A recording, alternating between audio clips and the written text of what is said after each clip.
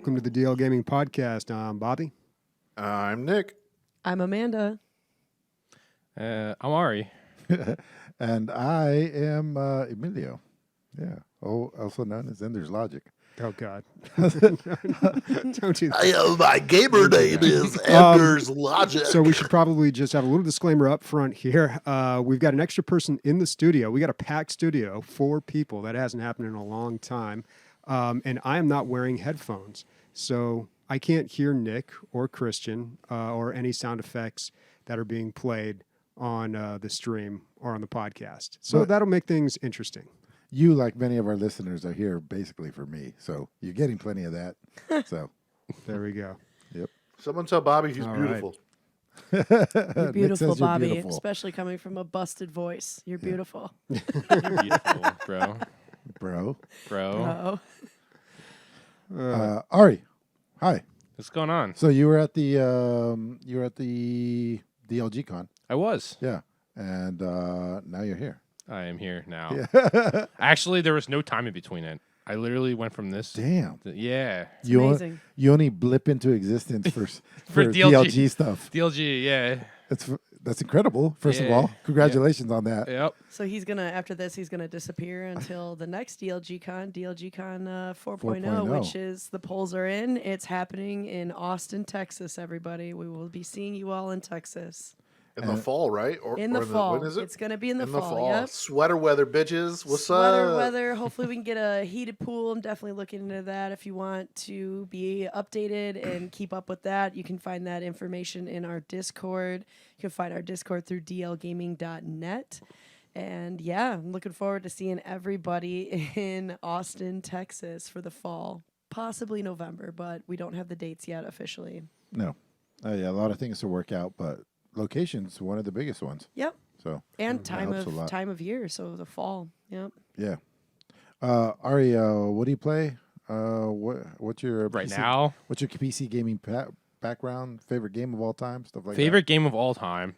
That's a tough one. Well, We were talking about it earlier. The Witcher. Witcher is one of my favorite games, and like it's one of the games where I don't even have to play to enjoy. Like I could watch it. Mm-hmm. And I was saying like I love looking up the cool dialogue choices they had.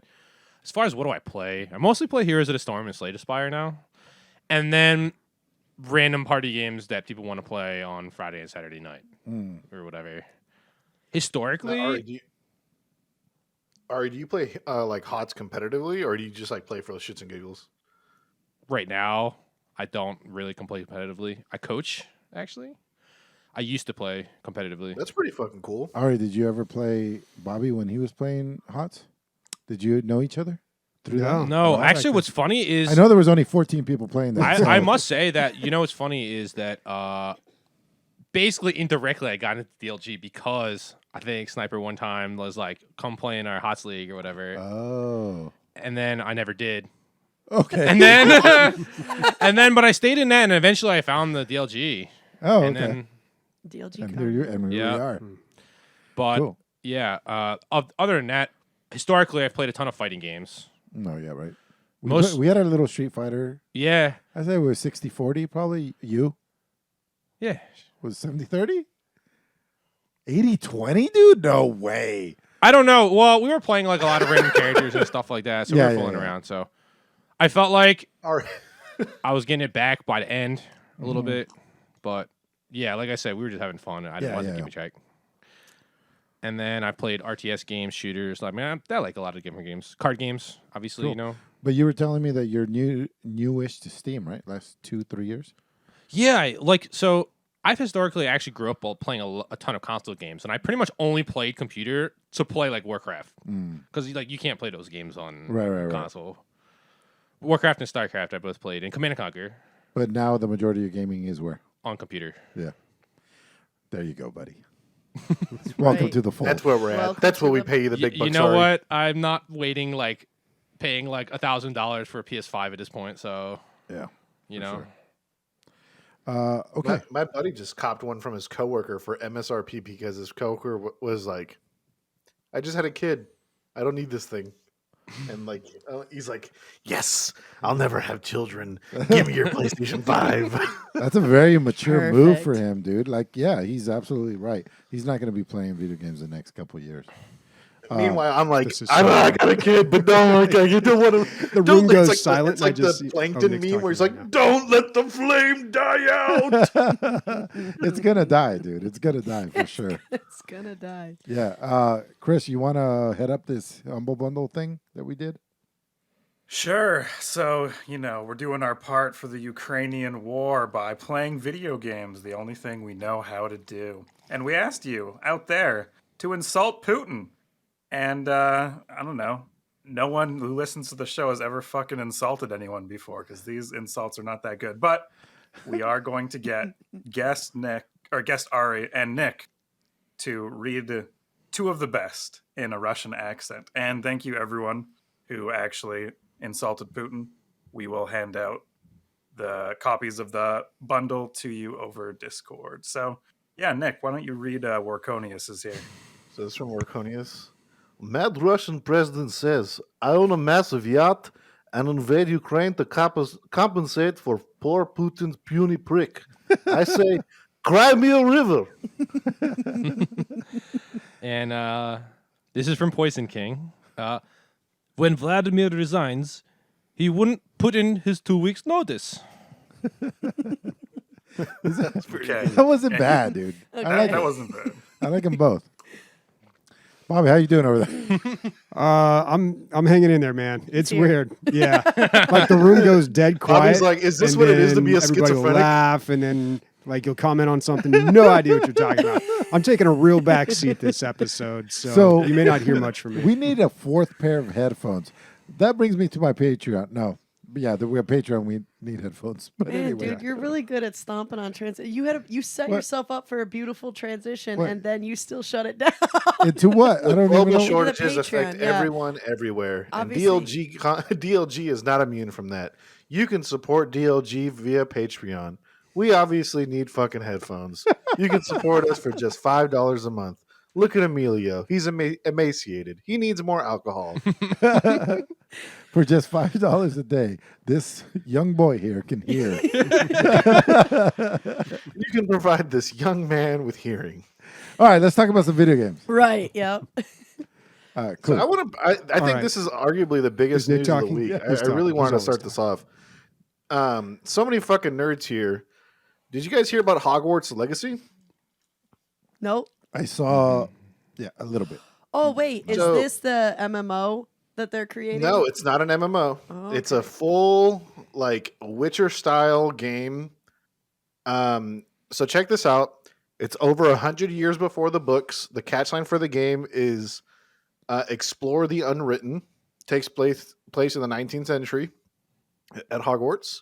You're a 5th year student, so you're like 15 or 16 years old. You create your own character. You join whatever house you want to join, and you explore this story about like I think they're goblins that are like trying to like start an insurrection, and you team up with like multiple students and other teachers and like parents and stuff to stop it. Apparently, the game is going to be super long because like it involves like you creating your own house and like neighborhood and exploring and stuff like that. Like, there's a 14-minute long trailer that explains all the different aspects of the game. Like, you can like set up a cottage and your own little like area that you live in, and like you can travel around and there's different vendors. As weird as it sounds, it really sounds like the open world like how Elden Ring is like open world, in the sense of like there's little vendors in all these other different places, and it like the game is really promoting exploration, and it just looks really pretty. The combat looks really good. It obviously is not kidified. Like, it's not like you're a first year student in Hogwarts. Ooh, you know how to cast Wingardium Leviosa. It's not like that. And so They just start you off with Avada Harry Potter. Dude, this is, This looks nice. yeah. I mean, for any Harry Potter fan, this is going to be fucking amazing. I So, mean, it looks like they're going in a lot of the right directions.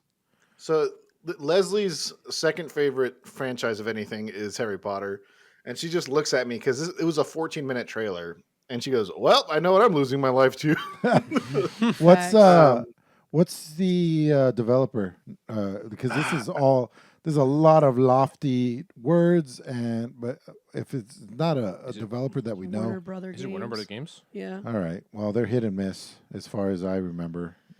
I forgot what the actual development team is because I forgot they made something before this, like because it's in the beginning of the trailer or the end of the trailer. It says like what dev team is actually on it, but so like it looks pretty good, dude. Like the combat and like the puzzles and stuff, like, but that exactly they only show you so much, right?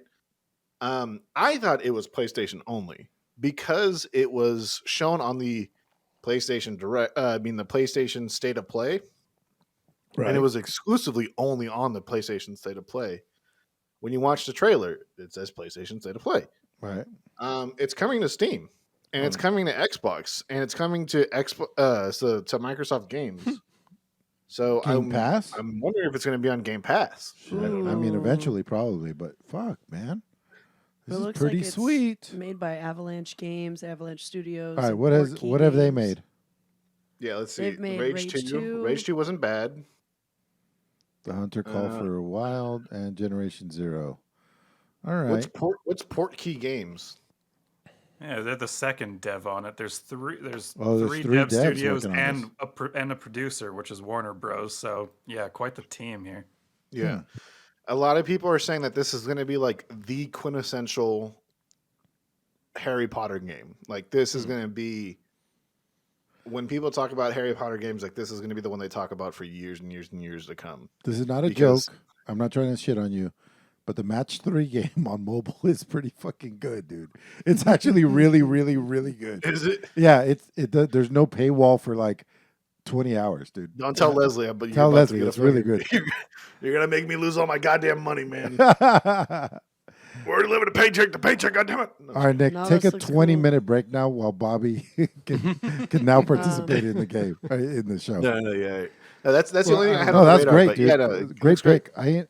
When I saw the whatever the thumbnail, I was like, oh, just another fucking bullshit. No, but this is like doing justice to the books, right? Oh, one thing I want to point out. They make sure to tell you in the fucking trailer that you're killing people. They're like, you are slaughtering not innocent people, but you are killing another human being. Like shit. you are literally murdering other people. So it is pretty intense. So So this is made for the millennials that grew up with this but Yeah, want to yeah, take yeah. it to the next It's step. just- I'm it's here exactly for what it. Yeah. It's for Leslie Nailed and me and you and not Emilio because he's too old. Do we happen to know when this is going to be released? Because obviously this is on Holiday the radar. this year. Oh, okay. They said early holiday this year. It says. All right, cool. I don't like those deadlines. But anyway, Well, we'll see. So continuing with on the radar, games that have been brought to our attention. Bobby, what's on your radar? So Christian actually listed a couple of these in the Discord. I'll give him credit for that. But Cursed to Golf is an interesting looking game. So it's a two-dimensional golf game. You know, we love our golf games in DLG, but this one's a little different. So it looks like a single-player, two-dimensional golf game where you're trying to golf your way out of hell. Thought that was pretty interesting. And there's a lot of physics to it. You're bouncing the ball off of walls, trying to hit certain things. And it's in like a pixel art 2D type of style. I mean, it looks like it could be a fun game. I thought it was worth recognizing. Yeah, so this is a roguelike too, I think. yeah, I saw it's Yeah. a roguelike as well. I think I was reading about this game and like I saw it was like a golf game roguelike. I'm like, how does that work? I guess you probably get unlocks while you're playing.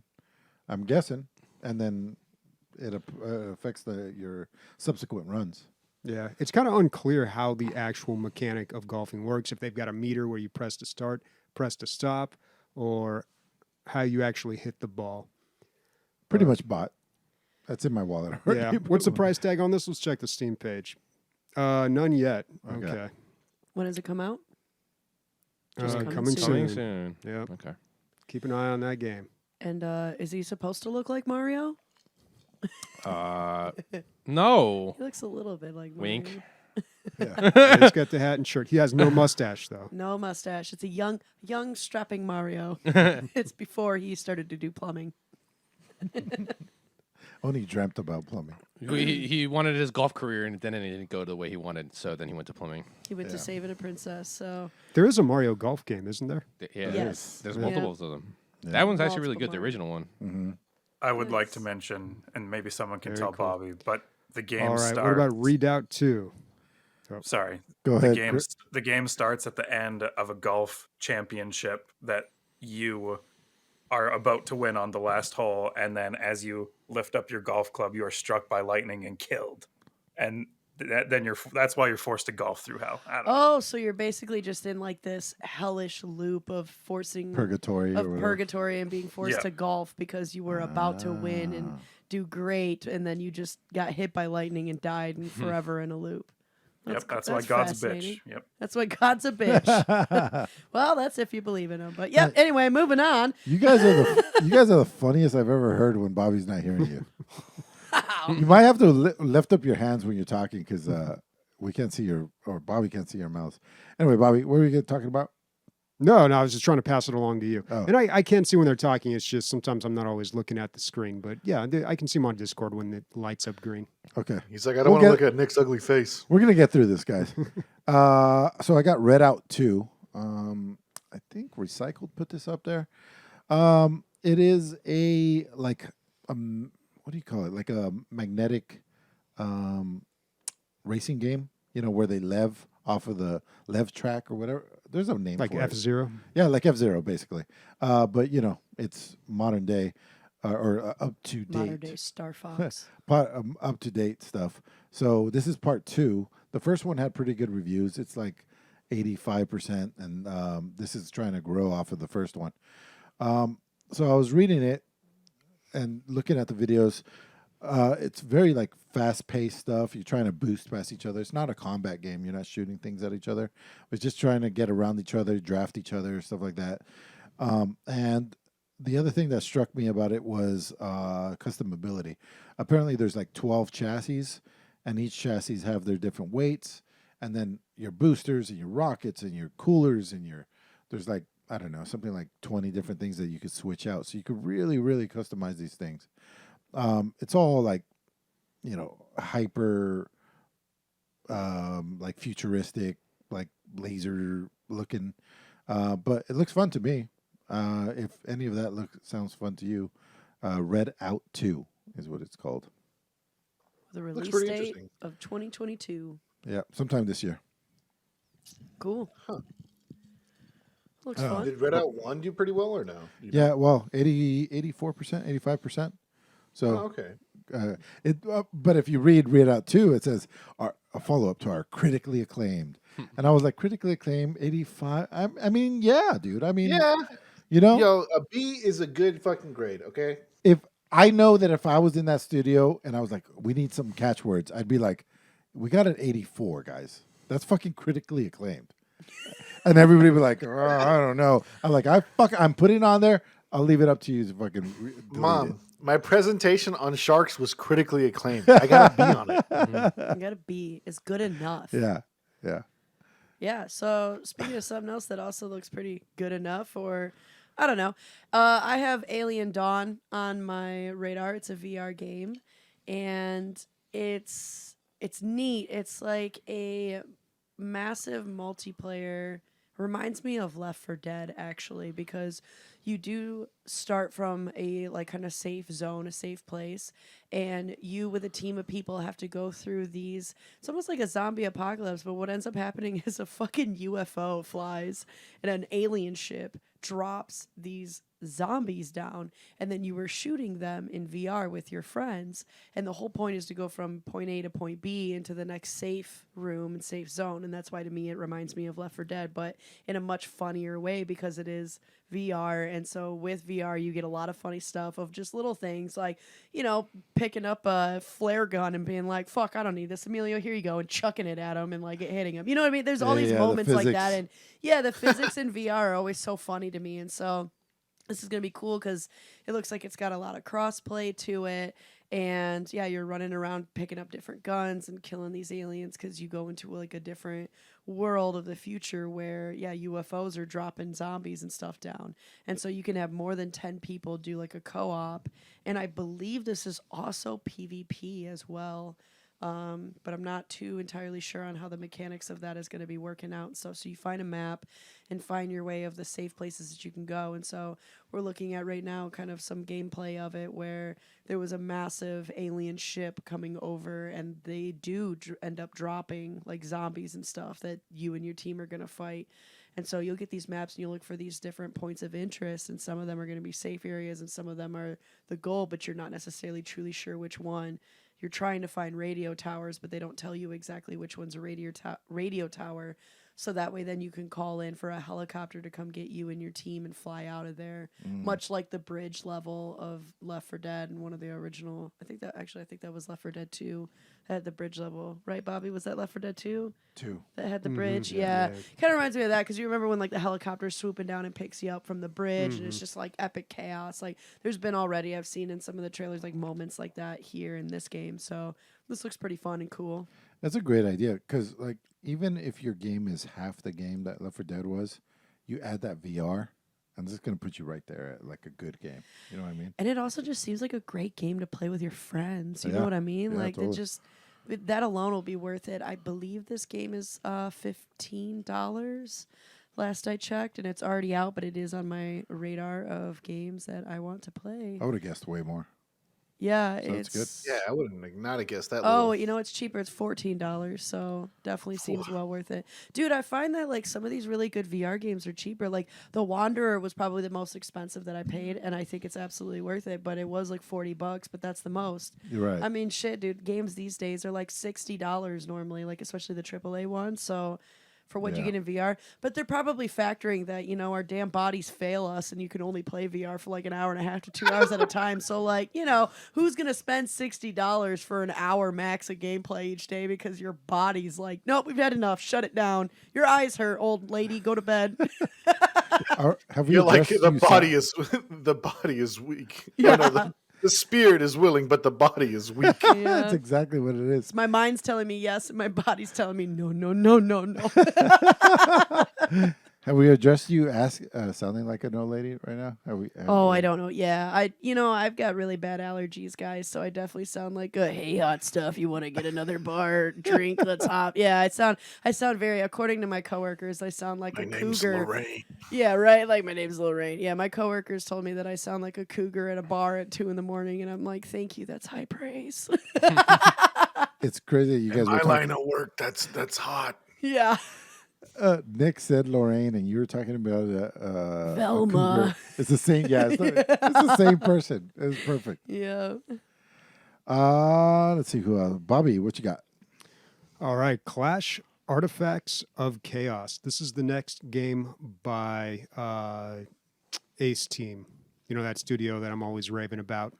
And I'm really excited about this because it looks like they're going back and making, I don't know if this is like a sequel or if it's in any way related to the Xenoclash games, but those were their very early games, some of their first games, and I really like those. They've just got this surreal environment and pretty good melee combat.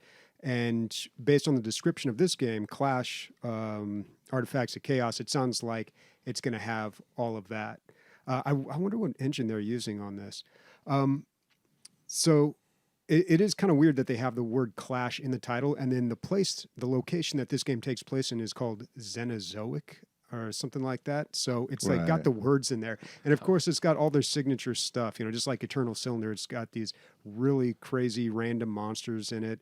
They've got some interesting mechanics like this game that you play before you engage in combat with the enemy that can kind of influence it. And also something called passive multiplayer, where from what they were describing, it sounds a little bit like Dark Souls, where you can leave notes to people and they can read it, and you can invite people into your game and then co-op that way. I'm not too clear on how that's going to play out, but I am very interested. When do these brothers stop doing psychedelics? like just long enough to make a game and then go right back up to the mountain. Yeah, I they've feel got an like. active imagination. Yeah, damn, do they? Yeah. This guy's beating up everyone in this game. Like, No. you would think like, oh, he's got his weapon and going after the monster in the weak spot. No, he's literally just like straight up fisticuffs the biggest monster he can find. Yep. It looks good, man. And yeah, dude, it's like spiritual successor, right, Bobby? Is what I'm smelling on this. Yeah, it seems a lot like those Clash games. Yeah, it's like they're some of trying the to- language is similar, and then you look at it, and it's the environment and the characters and all that bizarre stuff. It's very similar. I'm rooting for these guys too, man. I feel like, I feel like they're making money. Yeah, I mean they made the Rock of Ages games. Yeah, Those that are alone. big. So Yeah. they're doing all right. Release dates in November 2022. So I had no idea that they were working on a new game and that it was coming out this quickly. I mean, I feel like Eternal Cylinder, which I still have to finish, just came out. Yeah. All right. So I have Have a Nice Death, which is a 2D roguelike. I watched about, I don't know, Ari, what did you watch? 5 minutes of gameplay, and you can't really take too much from that. It's fast paced, very artistic, a lot of style in this thing. Looks really good. Looks like Inside. No, what was before Inside? Limbo. Limbo. Looks like Limbo, but like fast paced action with a sword, stuff like that. 2D. You don't see a lot of 2D roguelikes. The famous one is Dead Cells, and but from playing or for watching the gameplay, he was getting power ups. He'd pick from one of three, and then his attacks would change a little bit. The reviews on this are pretty good. I believe it's in like the high 80s. I want to say on So Steam. critically acclaimed. Critically acclaimed. Pretty. Yeah. So Critics love yeah. this game. Okay. 81, low 80s. Is that right? Critically acclaimed. Yeah. I can't read it. Anyway. Yeah. So just because it's roguelike, it might be enough to carry it along and have me buy it. But I got my plate full right now, and I will talk about that later. Bobby, I also put the Quarry on mine, but I saw that you had it on there, so let's talk about it. The Quarry. Oh, Quarry. Quarry? Quarry. I think it's Quarry. Quarry. Yeah. Yeah.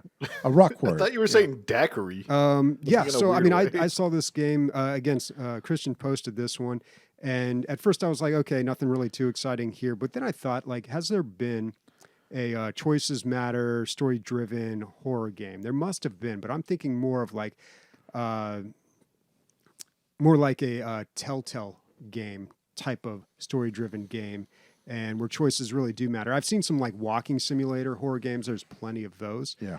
But I don't know. And that seems like a good fit, like to put horror into that. It seems like a type of game where horror could be more effective because it's kind of hard to make scary games that aren't just like jump scare machines.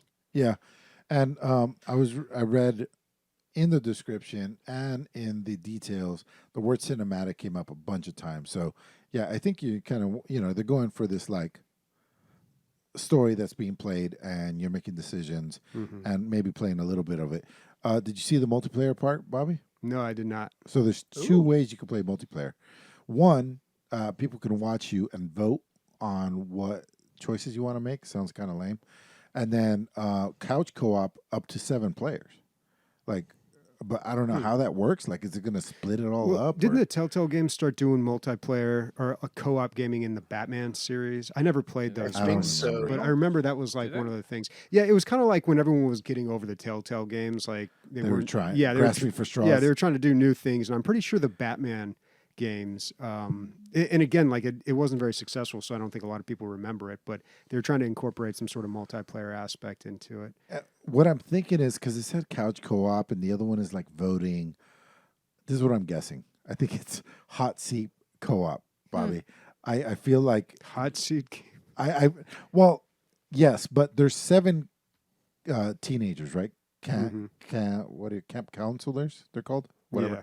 There's 7 of them. I think you play your character, and then the next person takes over and plays their part up to a certain point, and you keep going that way. I think that's what they're going for. That's But that's the only way you could do it on something that's like, a story based. yeah. Yeah. Kind of Not like an story interactive based, movie. but like, an interactive movie. Yeah. Sniper was just showing the cast list there, and there David was some pretty Arquette. big names. Yeah, Put him David at the top. Arquette, Ted Raimi, and Is that Eva Longoria. Eva. No, that's not. Wait. Longoria. Did I read that or am I reading Evan something? Evangoria. Oh, Evagoria. Longoria. you wish little it was hopeful Eva. there, buddy. A little. Yeah. Yeah, but yeah, that's cool. Yeah, Who's Ted Raimi? Is I'm that- guessing Sam Raimi's son, Does- and also Lance Henriksen. He was Frank Black in Millennium, but he was in a bunch of horror movies, Pumpkinhead, a couple others I can't really remember right now. Oh, he was Bishop in Aliens. Oh, okay. Yeah. So when I looked at the list of actors, I'm looking at it and I blacked out for a second, like I usually do. I'm like, none of this makes sense to me. I was like, Bobby's gonna know at least 2 to 3 of these people for sure. Read them all, Bobby. You got anything else? Do you know any of those other people? Or did you No, read them? there's probably not any other ones worth All right. mentioning. Like Justice Smith. Is that like That's very familiar. I can't remember who that is exactly. Jaden Smith? That was the no, it was Love the Child. No, it was the kid who was in the not the Sonic movie, the Pokemon movie. Oh, okay. Yeah. I wish you could. Would you take all that movie knowledge and trade it in for like stock knowledge, dude? We'd be doing this in a spaceship right now. Oh my god. Doesn't sound as fun. We'd be asking Elon Musk right now. Yeah, it's true. So that's cool that it's coming out like June 10th, and it looks like it's full price. Yeah, it's being published by 2K Games. Yeah, full Ah, price cool. is what was that? Was that $60 I saw? $60. Yeah, That's- yeah, $60. What Wow. else did Supermassives do? Yeah, they gotta pay fucking David Arquette, dude. He's gotta get paid. Yeah. He's the WWE Dark champ Pictures? of like what, 2000 something? Supermassive. I've heard of them before for sure. Not really. Yeah, I've heard of them before too. What are these games? I don't know. They look like horror games. Oh, we've talked about this before. Yeah, Dark yeah. I brought Pictures one. Anthology. I brought up one of these games before. I was like, oh, it'd be good to do a scary game that like this. It was like the Egyptian one. I brought it up before. But yeah, now they're going big. Cool. So Interesting. go ahead, Dace. Oh, well, what also seems kind of interesting is Townsmen VR. So Sniper sent me this as like a press release thing. I didn't play that much of it. I watched Ari play a little bit of it. I'm certainly intrigued because it is like a little city builder on an island, but in VR, which is exciting. I would love to. Oh my god. Yeah, like they're showing right now, you can pick up a fish from the water and then feed it to a cat right around there. And so I really love See, that if I idea would of have done that, I control. would have given it 10 out of 10 if I would have been able to get to that part. Yeah, I'd love to hear your thoughts on it because you're the one that actually played It's it. and pretty. watched I it. think the concept is pretty cool. I guess as someone who doesn't play VR ever, besides Beat Saber, like it's hard to get into right away. It's the controls are a little bit clunky. It's you click. I kept telling Amanda before I was like hitting every person and they just kept getting knocked out. I'm like, oh crap. Oh, You yeah. know, He was all these guys see this invisible hand come out of nowhere and they just get smacked by it basically. I and used then to like, I used to be a man, and now I'm a god. I have so much power.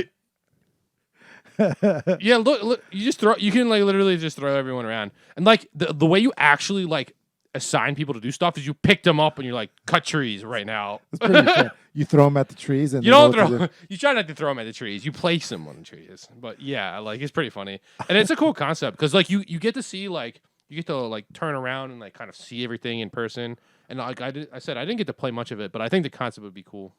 Yeah, that was a demo that you played, or I believe it's the I think game. it's It's the just game. early Oh, okay. access, and it said it was like in a beta, but like it seems to have everything unlocked. From what I mean, nothing was stopping you, right, Ari? And when I was watching you, it looked like nothing was stopping. It was like the full game. Ari, do you have VR, or I do not. you play Beat Saber? Where I have a DLG? friend.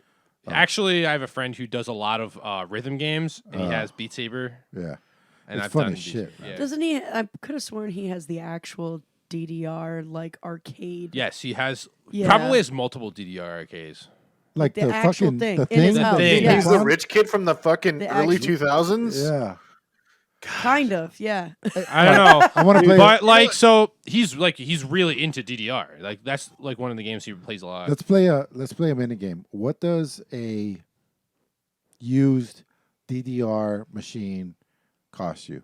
Ooh. Because I don't know where to I start. don't think like the arcades like it costs as much as people think necessarily. Okay, I'm gonna say 2,500. throw out your number, wise guy. Yeah, 2,500. Like probably somewhere between like 1,000, 2,500. New or Wow, used? I'm way higher. I don't. Well, Maybe I don't think you get them. I'm guessing 1800. We're playing Price's Right rules. We're playing Price is Right. Yep. Wow, 2,500 for I'm going me. way high then. 1,800 for Nick. I'm going $4,000.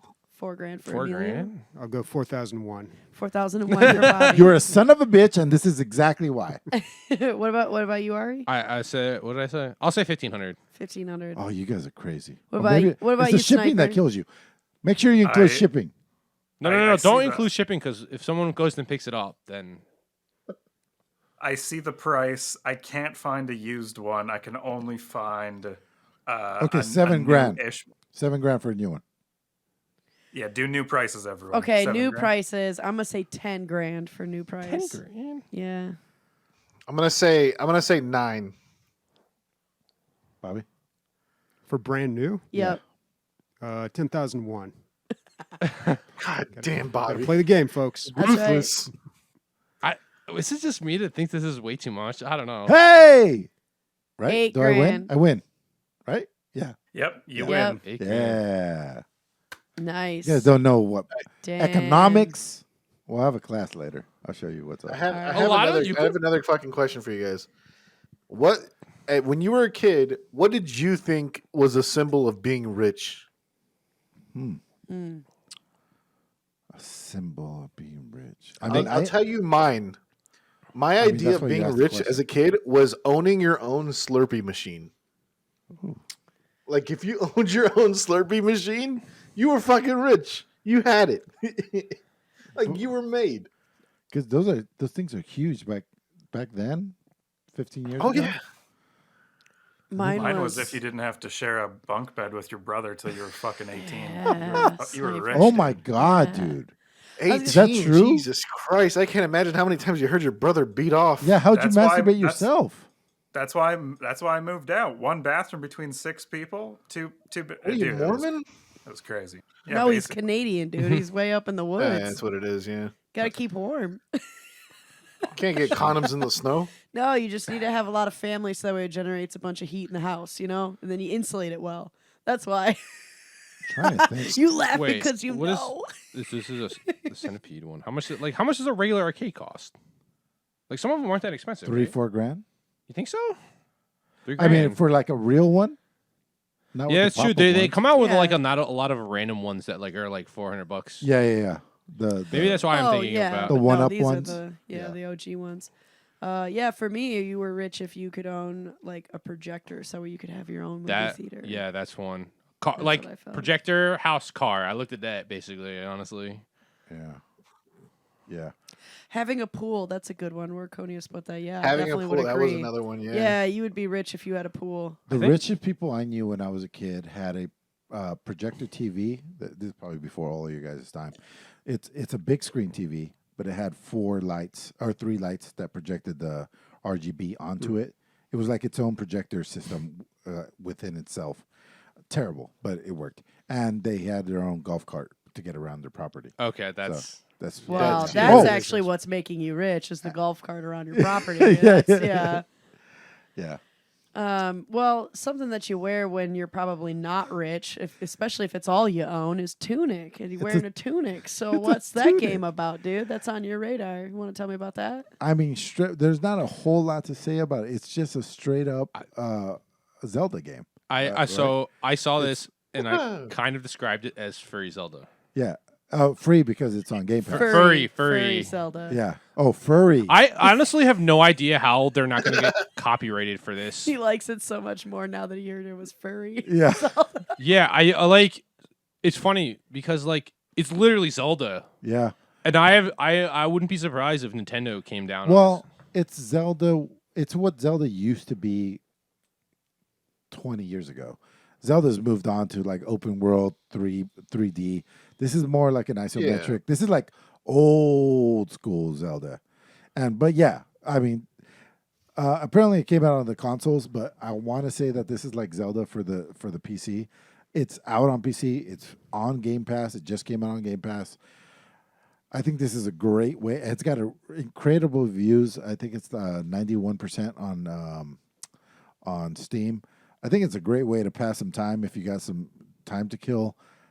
These games are always good. You know, if somehow you didn't play one of the old Zelda games, like what made them great was that you would see an area or an item that you really wanted, but you couldn't get there.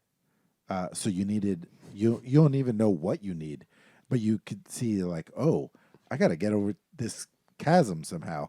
And then later on you kill some random thing and you're like, oh, I got a grappling hook. And then you have this grappling hook and you're killing things with it and you're like, oh, what the fuck? I can use this grappling hook to get across that fucking chasm. And it's just that times like you to do it over and over, rinse and repeat. But yeah, that's basically the whole thing behind Zelda games and what makes them so great. It's a little. I was thinking about this the other day. There's some similarities between Metroidvanias and what it makes Zelda great. It's about getting an item that gets you past a certain barrier, and you backtracking to get past that barrier with this new item, and it's so satisfying that there's two genres. There's the action adventure one, and there's the Metroidvania one. And that feeling is so good. Although, I guess we'll talk about Hollow Knight and how I felt about that. Actually, we'll go right into it. That's a great idea. Yeah, the game of the Yeah, week good was idea. Hollow Knight. And so, yeah, everybody, did we all play? I know, yeah, well, you saw. Watched. Yeah. Yeah. Watch. But Yeah. yeah, so go ahead, Amelia. I mean, What'd you guys I'll get right into it. It's a Metroidvania, Mhm. very light on the Souls light, and Yes. I would only say that in that I really felt like let me really quickly say what it's a 2D Metroidvania, I guess. Is that what you guys would consider? I mean, Metroidvania is 2D. Usually 2D. Usually, yeah, almost always, yeah. Yeah. Yeah. But there, some people have called it a Souls-like, and I'll put it in that category because you can't spam attack and hope for the best. I mean, you can. Sometimes you'll win. But your attacks have to be pretty deliberate and timed well for them to have maximum effectiveness. So it's like deliberate attacking, no spamming, and you'll do a lot better. That makes a lot of sense. That's yeah. part of why I didn't do very well. You're Yeah. probably spamming the Yeah. attack button. Absolutely. Oh yeah. Yeah, if you time it right, you just slaughter things and you just keep moving through. So there's that. And there is the Metroidvania part where you are, you go and you get to a certain area. You can't get past it until you get another ability which you don't know where that is. So you go and explore more until you find what that is. I was having fun, and the game looks good. It doesn't look great. After playing something like Ori and the Blind Forest, which is some of the most beautiful artwork I've ever seen on my screen, and then going to this and then saying it also looks great, you can't even put it in the same realm graphically. I think that's my personal opinion. One is like a work of art, and the other one is kind of like 16-bit graphics. So I don't want to say talk shit or anything about it because I don't know how big the development studio or anything. One was fucking funded by Microsoft, so that's a ton of money. I get it. But this, I have always heard Hollow Knight is like one of these like great, fantastic games, top tier, and it lost me when I found out that the Metroidvania was also a maze, and that like you had to pay for map pieces. Not only once you got the map, you had to pay to get map markers. So like to see yourself on the map, to see where you're at on a map, that was an additional cost. And when I'm saying cost, it's just souls, souls that you take from bad guys, which is all fine.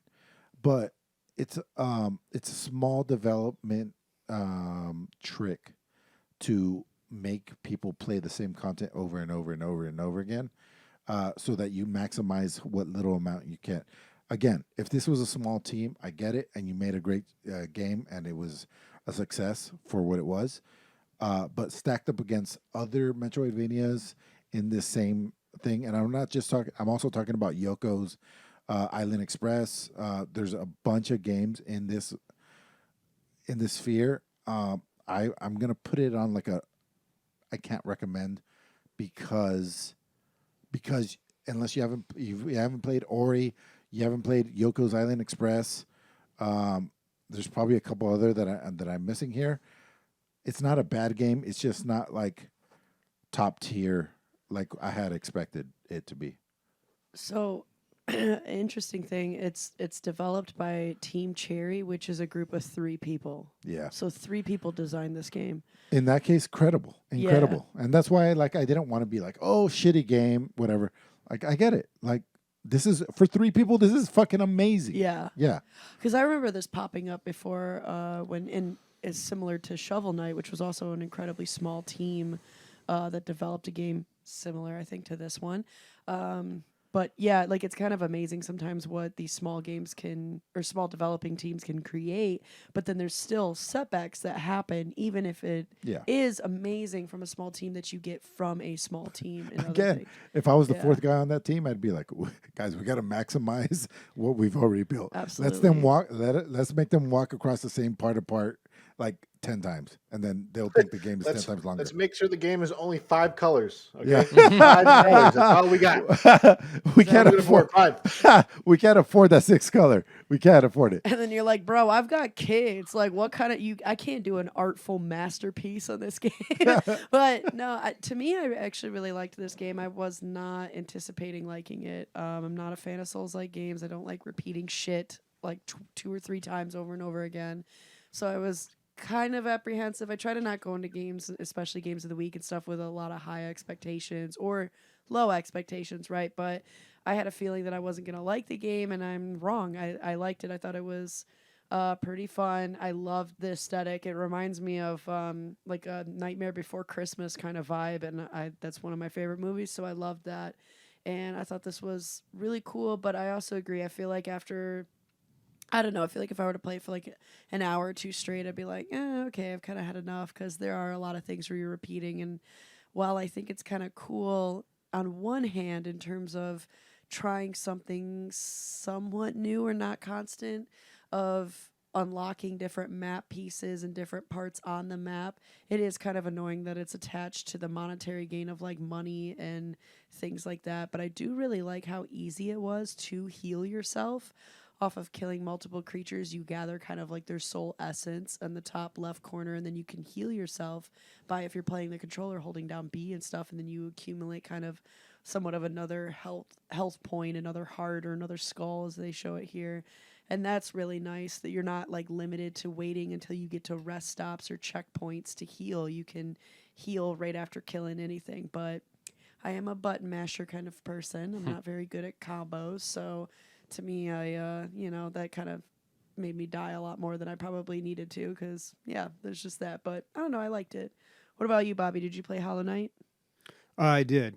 Yeah, I enjoyed it. I had seen the rave reviews on this, so I think I went in with high expectations. And then after playing it for a little while, I thought, it's pretty good. But I'm curious, when did this game come out? I feel like it's been a while. I know they have some DLC, Silk Song, I believe it's called.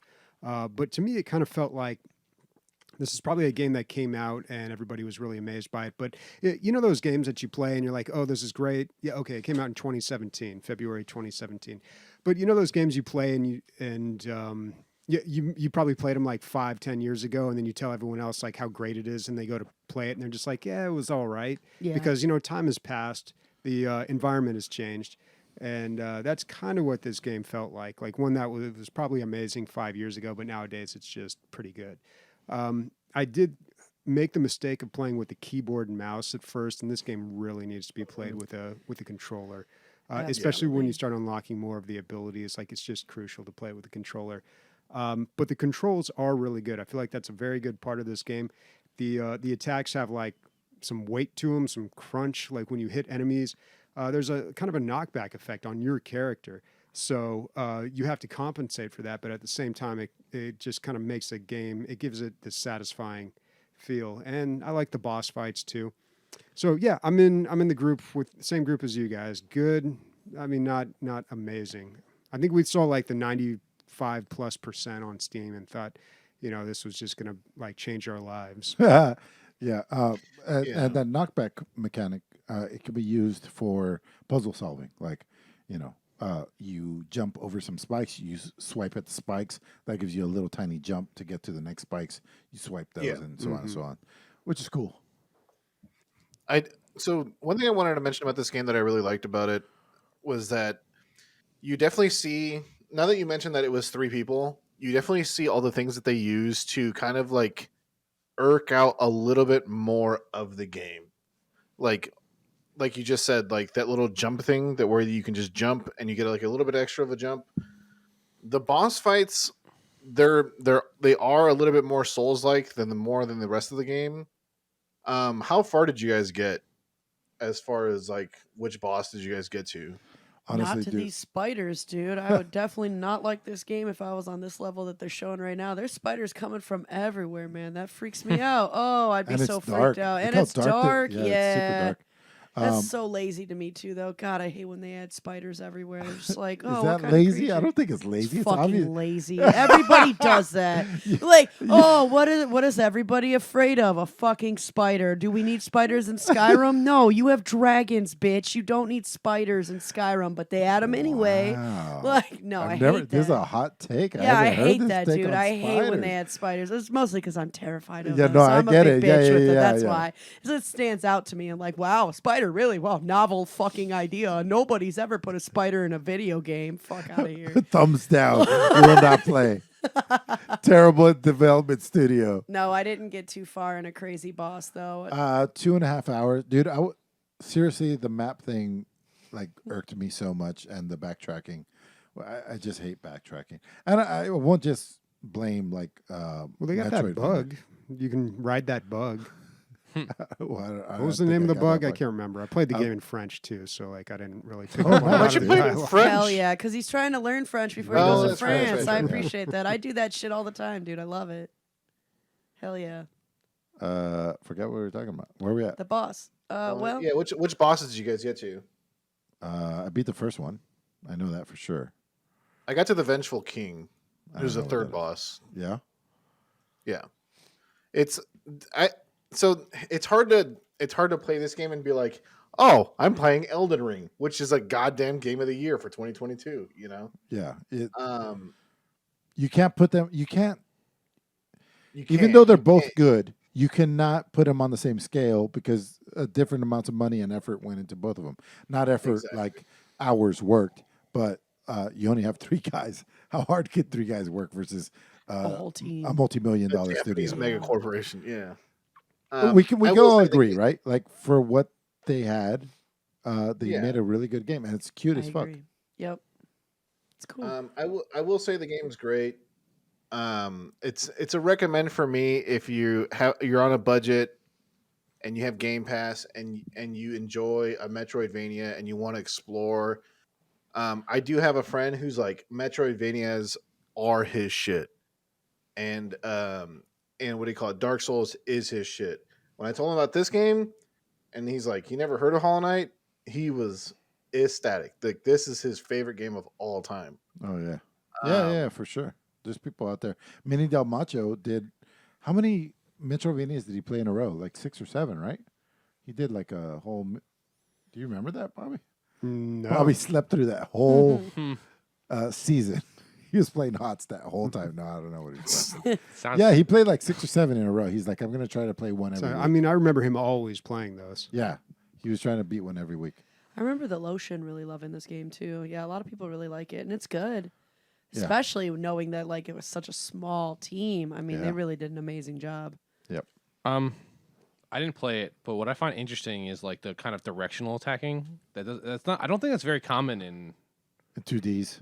Yeah. 2D. Yeah. Up, down. Yeah. Being able to And that's see how up you- and down. And like, obviously, like my picture is Ryu Hayabusa. So Ninja Gaiden is one of my favorite games, and like movement and stuff like that I find to be really cool. And I find like him dashing up and down and like kind of attacking different enemies and stuff like that adds a little bit more like strategic element to the combat, as opposed to just like sending out a whip and just like they die.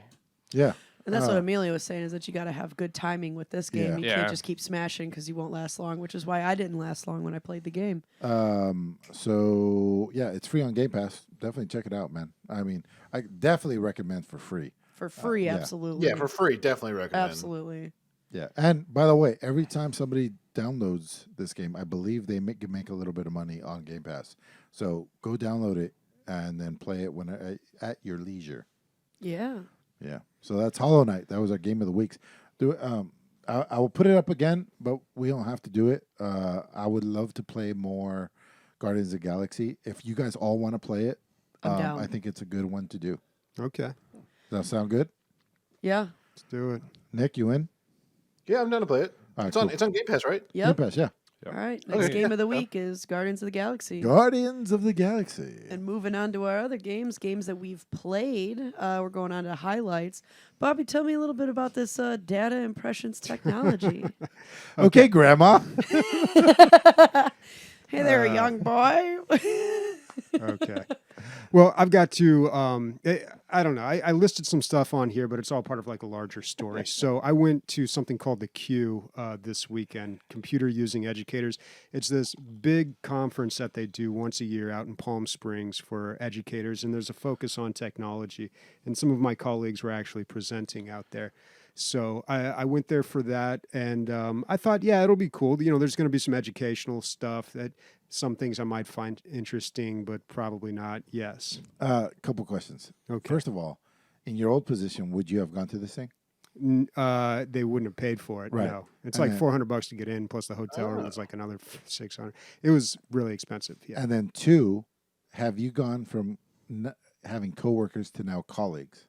Because I believe that you just made that No, that jump. flexed that's on just, everybody. again, He's that's like, me. That's just "My my brain, motherfucking like just being colleagues." soaked in French for too long. Collègue. No, dude. Yeah, no, because they say, and then Oh, yeah, they I say see. collègue. That's Yeah. en français. But yeah, so plus it sounds more professional. Yeah. Yeah. Sorry to break in there. Bob. Okay, great. Yeah. Where was I?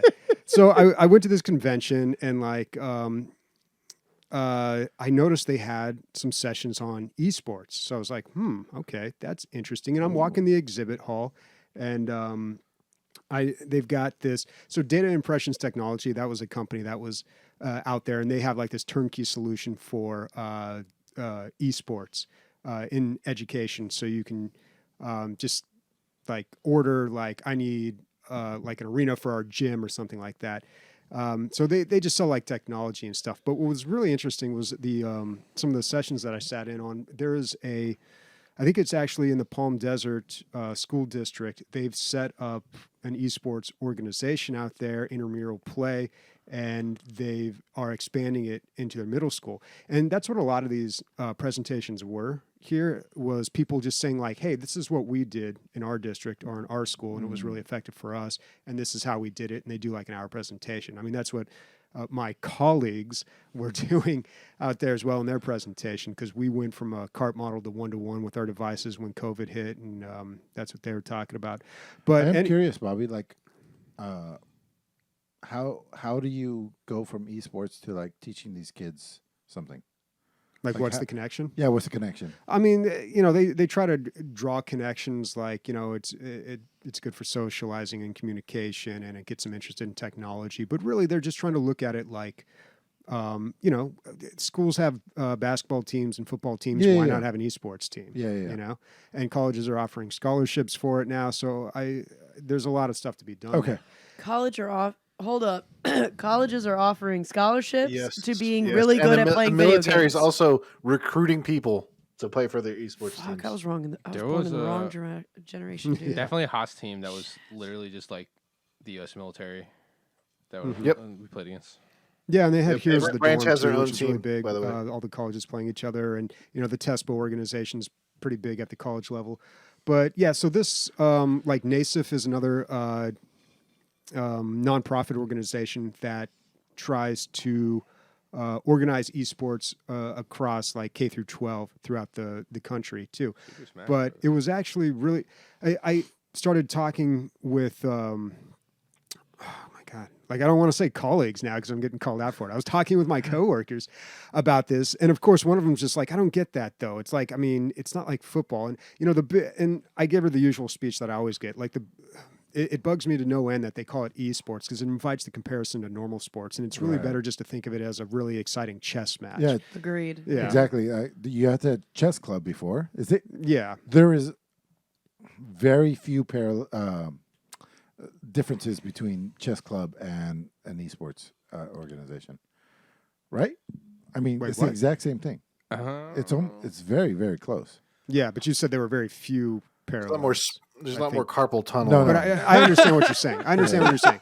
Yeah, it's like a more exciting chess club. Yeah. But also, in talking with them, I realized they have already recently installed like equipment in 2 of the high schools in our district for this. And this is something that they've been trying to get going, and they've had some trouble on the networking side. And nobody in the IT department really wants to support it. Bobby, you're the guy. Yeah. Oh, yeah, I'm the guy. You're literally born for this. Yeah, dude. so when they found out, like, it came up over the weekend because I spent a lot of time with them. We're out having dinners and all. And, it came up that I was a gamer. And they're like, oh, well, you'd be great for this. And I'm sure, that'd be great. I can help out. But the problem is, what's so fascinating at my job? There's no gamers in the IT department. Right. Like not a one. Interesting. Yeah. I mean, I'm like the youngest one in there, I think, too. Yeah. So, I mean, I guess I'm not that surprised. But still, it's kind of weird. I know this didn't happen, but this is how it went down in my head. There was like a presenter talking. So we're gonna have to move towards esports. We're gonna have to start looking for people that both know our field and also know the younger generations. And Bobby in the background is like dressed as Batman, like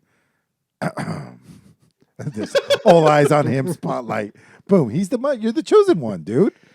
Well, Yeah, you better this get is your paid calling, as the Bobby. chosen They're going to be one, like, just then. name your price. Make the Yeah, I team mean, as this good could as be they are. some exciting stuff, and I'm happy to help out with it. They've already got someone handling some of it. But what I realized in That guy could fuck off.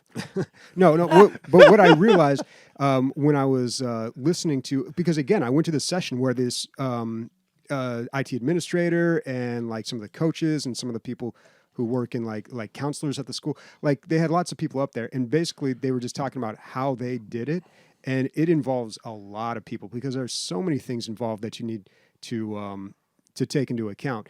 Like the networking side, nobody wants to handle that in my district. Apparently, Ed Tech is all about it, but IT is like, no, we don't want to get involved. And it would require a lot of work on their end. But on top of that, you've also got to do things like create accounts. You got to get parent permission. You've got to like certain things, and like there's just a lot to do. You have to like explain this to the teachers and the students, and there's just a lot of logistics involved. But what I found really interesting was what was cool about this too as well, after this presentation had happened, or at least one of them, they had some middle school kids and they had their little esports thing set up, and it was real cute. It's like these little middle school kids, and they had some of them that were like trying to be shoutcasters or commentators doing it, and it's just like, it's middle school kids doing it, so it's not like Blizzard Arena level or anything like that, but like they were doing a good job, and they gave like a little presentation, and like all these old like teachers are sitting around watching them, just like like observing, like these are monkeys in a cage. They're just not quite sure what they're seeing. It was hilarious. But the games that are most popular that they're playing are number one, League of Legends. And a problem that they kept running into is they would say like, the community really wants to play this game. They take it to the superintendent and they're like, it has guns. Nope. So obviously things like Counter-Strike are out, Overwatch, Valorant, like they shot those down really quick just because that's like a tough thing to So anything with guns? Yeah, if like League of Legends has League of guns. Legends probably has characters with guns, but since it's not as prominent, it's not like Counter-Strike or PUBG or Right. something where it's Yeah, just Shoot. it's not. I it's must not the say campaign that aspect. like, how is that any different from football? yeah, I know. trying- Well, I think football's a super violent sport It's too. incredibly violent, and it's Yeah. like literally the poster game of like War. most. It was made to simulate war. Mm-hmm. I mean, so it's not even that. It's like the game to go for like half the country. Yeah. Like people are like, we want our football team, and these kids end up with Yeah, it doesn't make any esport- sense. No esports kids end up with But concussions. did it ever have like the kind of societal taboo that like Yeah. of a history that I video must games say, have? can I 'Cause- can I tell you something? So when football was first invented, people were literally dying. Yeah. And Theodore Roosevelt actually said, like, "Yo, we need to stop these people from dying right now." Like literally, Well, he's you've like, seen the padding for like old football players. It was like nothing, dude. It's like a bed sheet that they put on. It's like, Yeah, it was combination like of things literally they like added- a piece they of didn't- leather. they didn't have passing at first. It was just the run up the middle, Yeah. go, and like that's like, More like rugby. probably the most brutal part. Like passing actually makes it like less brutal. yeah, but And- it's socially acceptable. It's a optics thing. So I mean, it's like, yeah, dude, It's the DUIs aiming kill like and a ton of shooting. people, but smoking weed's like the real crime Yeah, here. You know, it's- it's just I like mean- it's a, All I'm saying is like a 15. I think obviously something with like super like if it was like Mortal Kombat, I could understand something like that, like Yeah. something like really ridiculous. Mhm. Yeah. But like Bobby was saying though, it's optics. Like taking a gun, aiming it, and shooting at somebody's head. Especially right now, after all these school shootings and stuff, they don't want to promote any of that, and I can see it. yeah. I will be okay with that as long as they get rid of football. That's all I'm saying. I'm It'll fine happen with tomorrow. Don't worry about that. Don't worry. It's on its way out. Okay, It- so League of Legends was the #1 game. Second game, Super Smash Bros. Yeah, I And know then about that a lot. third game, Rocket League. yeah. Yeah. So those are the three biggest games that I guess Overwatch probably was one of the big ones at some point. Overwatch, I think. Well, I don't know. I weirdly enough got an email from Blizzard today saying like Overwatch League is starting up. I'm like, unsubscribe. Where did this come from? Yeah, Like, why am I getting this? I only But yeah, it was a super popular game. I don't know how they're doing right now. If like kids are over it, but Also aiming and shooting though. yeah, exactly. It's Right. it's Yeah. like a gun based. yeah, but it's like happy-go-lucky shooting. Yeah, like, but- It's still an optics thing. yeah, It's no, gone. but Yeah. but once you kind get of to that amazing. first person shooter point of view, that's I Yeah. think where the I problem guess for starts. high school, like college, I guess doesn't care, right? About any of that. No, I No, doubt it. no, college is very different because you're Yeah. dealing with adults too. In college, they're at least 18 and up. So Because I dealt with a lot of college, like so. in Heroes of the area- dorms, right? I So- did something. I did help coach along that, and then I knew about like a lot of Hearthstone. There was a lot of Overwatch. Like the school near me, University of Delaware, had a really good Overwatch team. I know that, and it was pretty insane. Like they did a lot of. That was one of them popular. And obviously, I played a lot of Smash, so that was a big thing near there. So I guess Smash is probably the easiest one to pull off as far as like high school goes, like fighting games in general. But you're I'd talking say about middle Rocket school, right, League. Bobby? no. So they had set it up with their high schools, Oh, high but schools. they were expanding it to their middle school. Oh, but they I were see. mainly talking about how things went with their Oh. high school. I mean, what you want, I guess, what they're going for, is student engagement in anything. Mhm. If we can wrangle these kids in and make them focus on anything, that's a good thing, Yeah. right? And I'm And going the to go on student- a limb here. I'm not an educator, Bobby. I don't know if you know this, but like, I feel like you have to expand your mind and make a few new connections in your brain to play League at the top level, or even if you're moving, your brain has to start moving in ways it's never moved before for you to be a good League player. Well, I think there's educational value in video games, and not just particularly like ones that are focused on education. But I mean, like for me, I only learned to build a computer so I could play video games. Right. That was like really the thrust behind all my. That was like my motivation for learning all this stuff. But at the same time, like I feel like playing lots of video games, I know my way around a UI. You know, and that translates Yes. directly over to websites and applications and just about anything else that I use. And I feel like, you know, even when you find people that work in IT, it's kind of obvious which ones aren't gamers, because it's just, I don't know, there's such a similarity between video games and like professional IT stuff. In my experience with what I've worked with, because we deal with IT a lot, since we use a lot of different software for the machinery that we use in the hospital and labs, I can tell which IT people are not gamers as well, because they can't innovate. If they can't figure it out, they're just like, oh, well, call the manufacturer. We don't we don't know.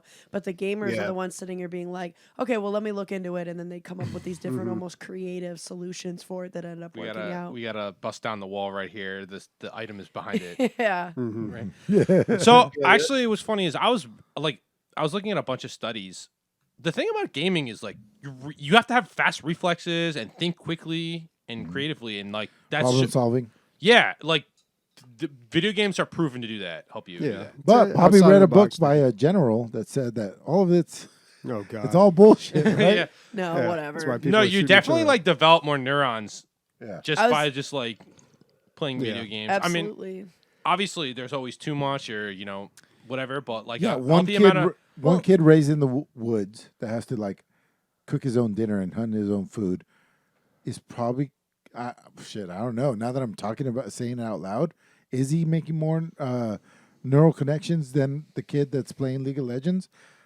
I don't know. Not. I think that would That's be a tough, stretch, right? but Like it could. I mean, be, if he's like straight up like Well, hunting people, hunting not people, but like Yeah. animals. Whoa. most dangerous game. Whoa. If he's No. straight up having to like do it something, was fun having reactive- Arya on the podcast. All right, so But it's a skill set that you're developing. So if you have a kid out there raised by wolves, like cooking his own dinner and making his own fire and stuff, like yeah, that's great if he's gonna like work in national forest or something like that. Like if that kid wants a future in IT, like probably not the best fit. Right. So if you have kids that are playing esports and video games, like So- they're probably naturally going to gravitate towards something And- in the tech field. And where is there more of a demand right now? Tech. We need so code go, writers. go up a little Yeah, bit we there. don't need wolf Yeah, people. they're Sorry. we don't need wolf people. wolf people. We need a less wolf people now and more We people. need all Bobby, kinds of people. it was a joke earlier. Nick's never been funnier than this episode. I'm sorry. Dude, So so there- the social wolf. Okay. I do remember seeing, I believe it might have been through Science Magazine. I do remember seeing an article, though, that really looked into how people's brains and neurons fire during playing first-person shooters. And they are more connected, and obviously you get much faster reflexes, but they found that your brain will start making certain neurological synapses and connections playing video games that you normally necessarily wouldn't. And so that's kind of an argument for video games and teaching gamers, people. yes. And yeah, I think Sniper that gamers are the best, but So- I but- might be biased. Yeah, and then like I think really even like the dumbest like all you do is mindlessly shoot people. Like that probably helps you think faster. Honestly, no, I'm not saying that that's like a great game that people should be playing. I'm just saying like I can see the argument for like games being very similar to athletics in that regard because I think like if you play, dude, I never said that. First of all, I said they're hunting people in the woods or whatever, but like. If a basketball player has to constantly go through the motions and doing certain things, and I feel like that's a useful skill. And I think gamers do the same thing. They just not dunking is the difference. Right. You lose the physical part. Yeah, you lose the physical part. Yeah. Unless you Which play is important. VR, then there you go. I definitely recommend getting in shape, but But if you definitely- don't, but if you but if you don't play video games, no, if you And if can't you don't- dunk, then you get in work, you get your workouts in, and then you play video games right after, yeah. and you're basically Bobby, was basically there a an wolf. end to the story? We went. I Yeah, don't we even went know Yeah, where I we don't were. yeah. I mean, that was pretty much it. I think the biggest challenge that lies ahead. That's exciting, Really, yeah, it's cool. I mean, I haven't really been following esports much recently, but it was kind of cool to see this stuff happening. I think the biggest challenge that lies ahead is really convincing like parents and teachers because gaming has often been seen as like the antithesis of You- of gaming, education. yeah. So, but like honestly, it was a huge distraction for me. Like when I was growing up, it definitely like impacted my learning and probably my career as well, like early on. But there wasn't any structure in place to kind of guide me back then. Right. So if schools actually try to do organized esports and create academic requirements and do all the Yeah. legwork, then like the kids that You can't play football unless you get a B. yeah, exactly. I mean, this is all set up for people who play basketball, football, baseball, or whatever, but not really for esports. So, if we do that stuff, then it's not going to be a problem. It's Right. not going to allow kids to develop these. And they're going to be doing addictive it anyway. behaviors. Might as well focus that shit. Yeah, So that's I yeah, must say, as someone with, I've had a lot of experience with like I've played Smash. Like Smash was the last thing I really played like super competitively. Melee, the last one? No, I Ultimate on the Switch. Okay. The one before that I played was Smash 4. Okay. on Wii U. We don't talk about that system. Nobody does. But I must say, so like when I started playing a lot of competitive fighting games, and I'm not saying like I'm the best, but I started competing in tournaments a little bit, and I played hockey growing up, and my parents would go to every game. But I'm like, Mom, I'm going to a a Street Fighter tournament. And like, okay, they didn't care. It's not that they didn't no support. They didn't mind me doing it. They just like you wouldn't think to like they wouldn't go to it. Right. But I do see a lot of the younger kids' parents when I went to Smash tournaments because I'm the oldest person there every single time. And Maybe you shouldn't be, Artie. this was like 3 years ago too. I was like 28 or whatever, Okay, 27. The Smash crowd is a younger crowd. When I go to fight, Street Fighter, I'm like, there's like 40-year-olds there. You know how it is. Yeah. But there's a lot of parents there. Is what I'm trying to say. I think that the younger generation of parents probably appreciate the esports aspect a little bit more. Mm-hmm. It's definitely changing. Yeah. My only question would be like, what about the kids? Like, I'm gonna think about myself. I never grew up I'm not super competitive. I like a challenge, but I don't like to be massively competitive. There's a whole, just a gamer club in general, instead of everything just being focused on the competitive side of gaming. Mm. Because for Like me, a book club. Where you go to the anime like a club. book club. Okay, Yeah, exactly. Or like that. Yeah, because for Right. me, like Bobby, you were saying that it was a distraction for you growing up. For me, it was the absolute opposite. It enhanced everything. My diction like exploded out of the roof, and I remember being a That's funny sixth because my grader. dick exploded out of the roof. You know what, Emilio, you could use more diction. Anyway, no, I remember being like in sixth grade, and we had to take a reading assessment exam to see where our reading level was. And I was in sixth grade, so like I don't know how old young, 10 years old? 12? I don't know. I'm guessing. Well, 16 would be sophomore year of high school. Bobby knows. So I don't know. Either way, 12. How old are you Yeah, in sixth young- grade, Bobby? It's 5 plus the grade. That's how you got to remember it. So Whoa. So sixth grade 11. is 6 plus 5, 11. yeah, Right. 11. Bobby knows. So 11. So I was 11 years old, and this is after I was playing a shitload of Elder Scrolls 3 Morrowind. They told me that I had a reading comprehension level of a 24-year-old. And it's because of Elder Whoa. Scrolls. It's Yeah. because of the Elder Scrolls. Like, so that's what I mean. The But- Elder Scrolls taught But me. there's We no don't way. read anymore.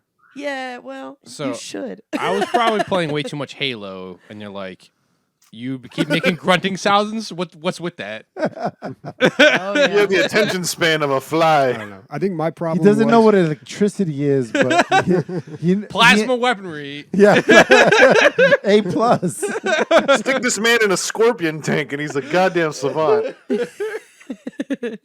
That's good. All right. Well, I feel like we definitely got into the weeds with that one. Yeah. So, Emilio, tell me a bit about Inscryption. I will. Everybody, get your splash zone stuff because I'm about to gush. Oh, my. Oh my God, do I love this Card game. It is so good. So we talked about it a few times. It seemed like a creepy card game, and that I was too afraid to play it. That's the last thing that I said about it. But Oh, my JP Diddy bought it for me like 2 months ago, and today I was like, oh, I need something to play for the cast, so I'll load it up. And I played it for about 3 hours today. And by the way, my only 3 gaming hours for the week was today before the cast. It's been rough out there lately. Anyway, so it's what's the one that you play all the time? Slay the Spire. Slay the Spire. I love that game. Okay, Slay the Spire is so good, and it was the first one that really broke out. That had this like, it was like roguelike, but it was card based and had the branching things. We've talked about this endlessly because there's been so many iterations since then. There's been Monster Train, which is great, and there's been there's another one that's 3D graphics that I really enjoyed, and they're good, and they're great. Actually, all of them are good.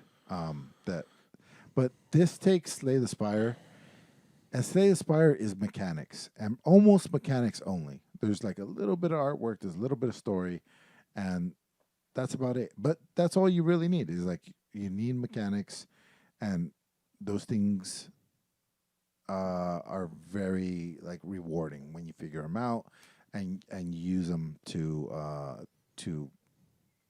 beat the game. Now take those mechanics and put them into a setting that is like super duper creepy, not scary. Like I can't play scary games, but this is not a scary game. It's just a creepy setting, which I admire the setting, even though it's like not my. If it was like a cyberpunk thing, I like it just as much. But it's like a creepy. You're in a cabin, and you're playing against this guy who's kind of like your DM, and he is setting up the board for you, and you play through this little world, and every step you take, you either enhance your cards, or you enhance your cards, or you play around against him, or you there's some mishap that happens along the way. So all those things can happen, and you go along and you're building. It's a deck building game, just like all the other ones that I'm talking about. But the story and what's going on in this game is so intriguing because you're in this small cabin with this one guy, and every time you fight a boss, he puts on a different mask and he changes his voice. Well, not his voice because it's all wah, wah, wah, wah, wah, but it changes the atmosphere. So when you play him as the first one is a like a trapper or something. The trees come in on you inside the cabin, and the trees are all around you. And I was like, "What the fuck just happened to the game board?" Because it's such a small space. There's a few little cards. You're playing like a tiny little game, but what you can see around you is so important because there's so little focal point on this game when you're playing the actual game. There's, I think, 9 squares, your hand, and that's about it. And there's a few things off to the side. So there's special items that you can pull into the game anytime to help you out, and you can refill those in your little adventure. But you could do crazy shit like, okay, so the difference between this and most card games is your opponent has a health bar, you have a health bar, and whoever depletes the other person's health bar wins. This is a scale. So if you are offensive enough, you never have to go on the defensive because you're always tipping the scale in your favor. If you're doing more damage, you don't have to heal yourself because damage is healing yourself. Right? Did everybody So get does that? it like? First of all, I'm watching this. This game is so creepy. It's super creepy. Dude, I kind of love it though. Like I'm not can't- gonna lie. Yeah, it's I supposed to be a scary card game. Which I can't you're play like, how the scary- fuck is that possible? Dude, I can't play scary games. This is not a scary game. It's creepy. It's And- super. I'm not scared. I think it's really creepy. And I'm looking at these and there's like a rabbit mantis, and I'm looking at these pics. And I'm like, that's so creepy. It's definitely creepy. And you're playing as these. The so- cards are like tiny little cards. I feel like Slay the Spire is different because like Slay the Spire, you have your hero and you play the cards to that. Like it's not Right. even necessary. And it's like kind of weird because you kind of can like do like magic stuff like combos and infinites and whatever and stuff like that. But this looks a little different than it's kind of more like a Battlefield-ish type thing. There is a When I battlefield. said not Battlefield the game, but like there's a there's there's a like battlefield where your cards are yeah, interacting. your cards are interacting with each other. And there is. And you do get to pick a deck at the beginning of your game every time you die. There is a roguelike quality to this because you're unlocking things every time you play it. And as you're going through, there's so many like mutations that can happen to your cards more than Slay the Spire. There's like you can take 2 cards and put them together one. You can cut up cards. You can get one card and take it away and then add it to some other. There's like multiple ways to mutate your cards, and then as you're playing, so there's these scales, right? And off to the side, you have these like little things that you can play at any time. So there's like a teeth puller, and the thing that's on the scales are teeth, right? So you could pull out a tooth with with your like wrench, and it'll tip the scales by 1 point. And sometimes that's all you need to win the game. And there's a point where you like stab out your own eye if you want, and you put your eye on the scale, and which is gross or whatever and creepy, but it also blinds you from the right side of your screen. Now you can't see the right side of your screen, so you can't see your other abilities anymore. I thought it was so incredible. And then he offers you more new eyeballs to put in your head. It is so creepy. So what's funny is, now that I think about it, it kind of reminds me of like Gwent. The lanes. The lanes. Yeah, that's what it is. It's I was like, exactly dude, what this it reminds me of is. something. So actually, what's funny is I played Witcher, and I'm like, nah. I like. You want to play Gwent? I'm like, no. I skipped Gwent completely, dude. And then it made its own game, and I still never played it. I ignored Gwent the entire time. But now that I'm playing this, I'm like, oh, I think this is like Gwent, and I wish I played it more. Yeah, there's like 3 or 4 lanes, and you have to play them. But it looks super simple because you're talking about like rats, dogs, fish, stuff like that. But it's the way they interact each other. There's birds. And they got the Slay the Spire like kind of branching paths. pathway. Yeah, it's a little bit less because Slay the Spire is like really extensive, but you know it's there. But just like that, every time you die, you start at the very beginning, and there's some. Oh man, it's so creepy. So he grabs you. It's one guide, guys. It's not just bosses. It's like the vendors. He puts on a mask. He's like, now I'm the old lady, and blah blah blah. And you go into the mushroom fields, and now he's like 2 mushroom mutated people. It's the same guy, but he's playing all these parts. He's your DM. But also, when you die, he kills you.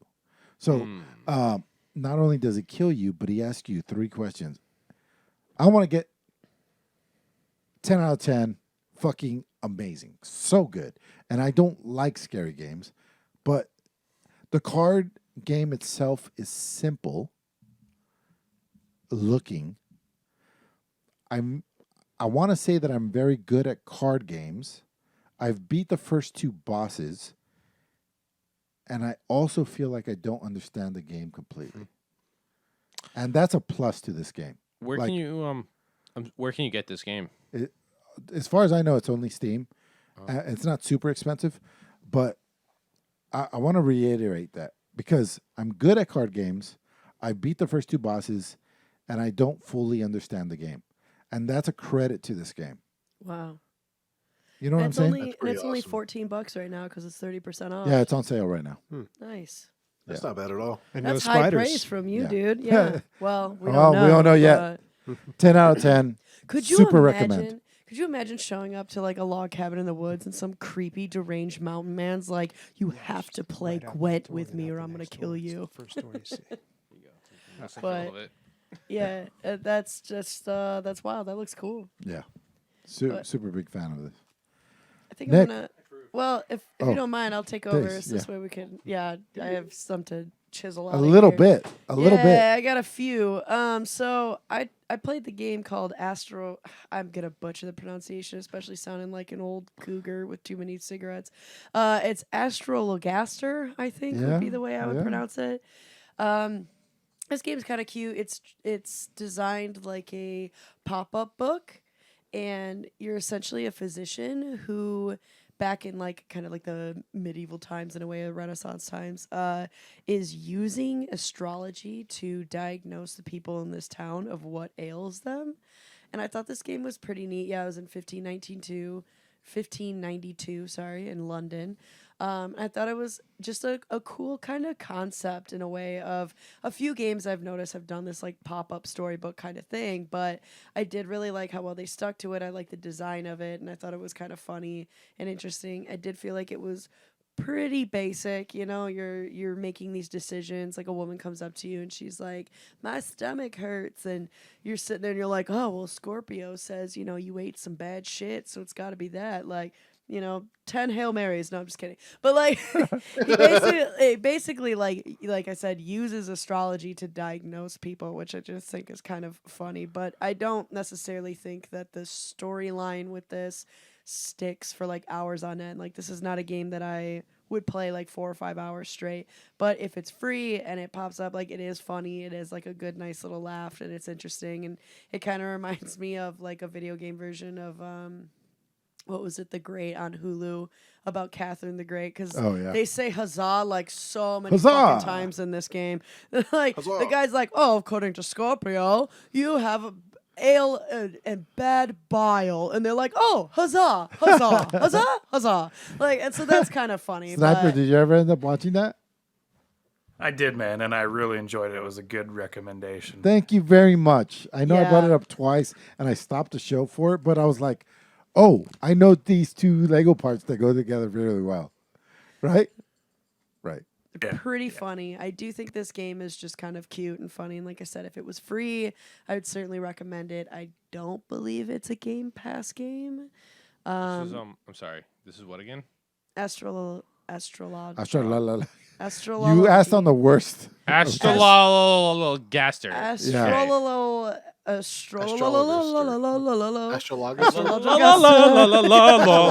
Astrologaster.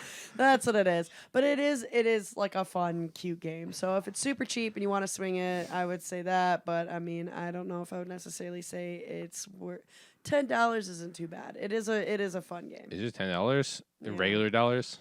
Yeah. Okay. Whole regular dollars. No, it's 12 loonies. 12 loonies. What else you got, Days? Yeah, Battle so Sisters. wait. Wait. Sniper, I think Warhammer 40K Battle Sisters is on the wrong highlights. Is that? Yeah, No. That's the correct highlight. No, What? no. We watched it. Yeah. it's a VR game. He's in VR. infecting them. So this is VR a VR I'm game like a that virus. I'm like herpes. I never go away.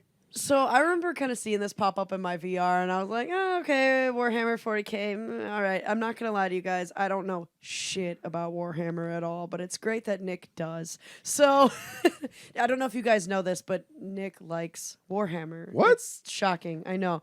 I've never heard of that before. No, he sent me this, and I was like, okay, it looks cool. Like with guns and shit, I'm down. So I played a bit of it. I truthfully only played like maybe like 40 minutes. I didn't play too long of it, but I played enough to know that. I mean, I probably should have put this on the radar if I didn't put that much time. But I'm definitely looking forward to playing more of this because this game was sick. Like this game was very fun. I thought the story was pretty decent. You were like trying to find your sister across enemy lines, at least in the beginning, and you have guns. They give you like a flamethrower right away. It's nice because you can holster your gun on your right and you can holster your gun on your left, and you have like a whole belt of things. And what I thought was kind of neat is like little things in this game. I really liked that with the semi-automatics and stuff, you could hold them with 2 hands to stabilize shooting. I thought that little detail was really cool. Oh, like adding your liked second that. hand will Adding your stabilize. second hand will stabilize and shoot better. And I just thought that was a beautiful little detail that I haven't Yeah. really seen in VR. It's also cool too because I don't know if this is a pro or a con, but it's definitely different. You reload. So like I know that in Pistol Whip, traditionally you reload by pointing your gun down. I switched it to pointing up because I think in a lot of the arcade games, like House of the Dead or whatever, when you were shooting, you flick up to reload your gun in those arcade games. I always thought it was just away from the Or screen. away. Yeah, like I've Yeah, you always just had to get a point away from the screen. Yeah, and traditionally I've always pointed away and up, so that feels more natural to me as a reload. But in Battle Sister, you bring the clip to your stomach because that's where the clip belts are for your ammo. And I just kept punching myself in the fucking stomach trying to reload. But I thought it worked. I wasn't mad about it. And this game is just like action packed and really fantastic and really, really fun. I definitely am looking forward to playing more of this because this was really cool. You're running around and shooting. I felt like a badass like Joan of Arc almost, because like I said, I don't know shit about Warhammer, so I don't really know how it fits in the realm of Warhammer, but like not a Warhammer perspective, this game is super fun. Like badass women going around in these like I said, Joan of Arc kind of like I don't know, I guess Kicking ass. yeah, kicking ass, Yeah. and just like these tech mech warrior kind of women going through just taking ass and Nick, getting names. I know you're great. you're chomping at the bit, Nick. I know. But like I will in not one say sentence, anything unless I am prompted. in one sentence, what are the Battle Sisters? So the Battle Sisters are nuns with guns with buns. So they are part of the Right. ecclesiarchy. Oh, No, They I are said one literally sentence. nuns. You nailed it. That's all right. Cool. Yeah. Yeah, yeah. that's- The first Absolutely nailed it. sentence. The first sentence is the only part you need to yeah, say. yeah, Thank that was you. good. Thank you. Yeah, because he already watched. a little That's bit of basically it. what my conclusion was. Yeah. They're basically like the women wing of the fighters. There, like the secret, like special ops women, basically. They're anti-magic, they're- aren't they, Nick? No, that's the blanks. These Oh. ladies are just Sorry. they're I an asked. all women army, and they're part of a big religious cult. All right. By the way, I feel like I know a little bit about Warhammer 40K, but not like a huge amount. My initial impression is everyone's bad. Yeah. And you just Everyone, yeah, Everyone's that's bad. the whole point. There's everyone's no bad. Different levels of bad. Everyone's bad, and you just have to like decide like who's being less bad at any given time. But Yeah. That's the whole point. Is that there is no good. Even the good guys are bad. who are the good guys? I don't know. Well, I mean, you're supposed to vote for the humans, right? Because you're human, aren't you? No, they're probably the worst people. I feel like, apart from like No, the chaos- actual like chaos is chaos pretty people. bad. Yeah, no. The chaos are obviously the worst, but the humans they're pretty bad. One rabbit hole per episode, folks. Yep. Come on, let's- Yep. All right. Yeah, no. Don't get me on this. We'll have a Eventually, I'll start my own podcast. Okay. It'll be Nick's Power Hour, and then we'll have guests. Too All right. long didn't read is that Battle Sisters is about two badass fucking nun fighting bitches with guns and killing everybody, and it's fantastic in VR. I definitely really like it. I'm looking forward to playing more of it. I'm just gonna lead right into the next one, which is Escape from the 90s. Played a little bit of it. I know Ari can talk a bit more about it. It's this puzzle game where you're a detective, you're a paranormal detective, and they seem to really love the flavor of UFO and aliens for their paranormal. I am not gonna stick. lie. I had a hard time figuring out the puzzles. They're tough. The puzzles are tough. Yeah, I thought the same. They're not obvious, and maybe wait. I should have thrown a coffee mug at the wall. That's what it was. Well, I already did. Yeah. So this game's kind of tough, and I don't know. I'm not really too sold on it being great. If this were the game, I would have Yeah. I'm playing not really- pinball and basketball.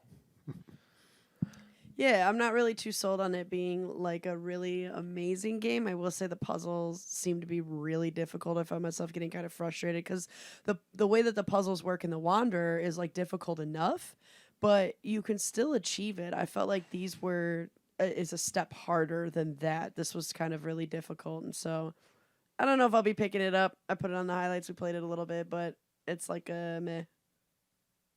So yeah, there's that. Yeah, It's all right. that's about how I was say. It's okay.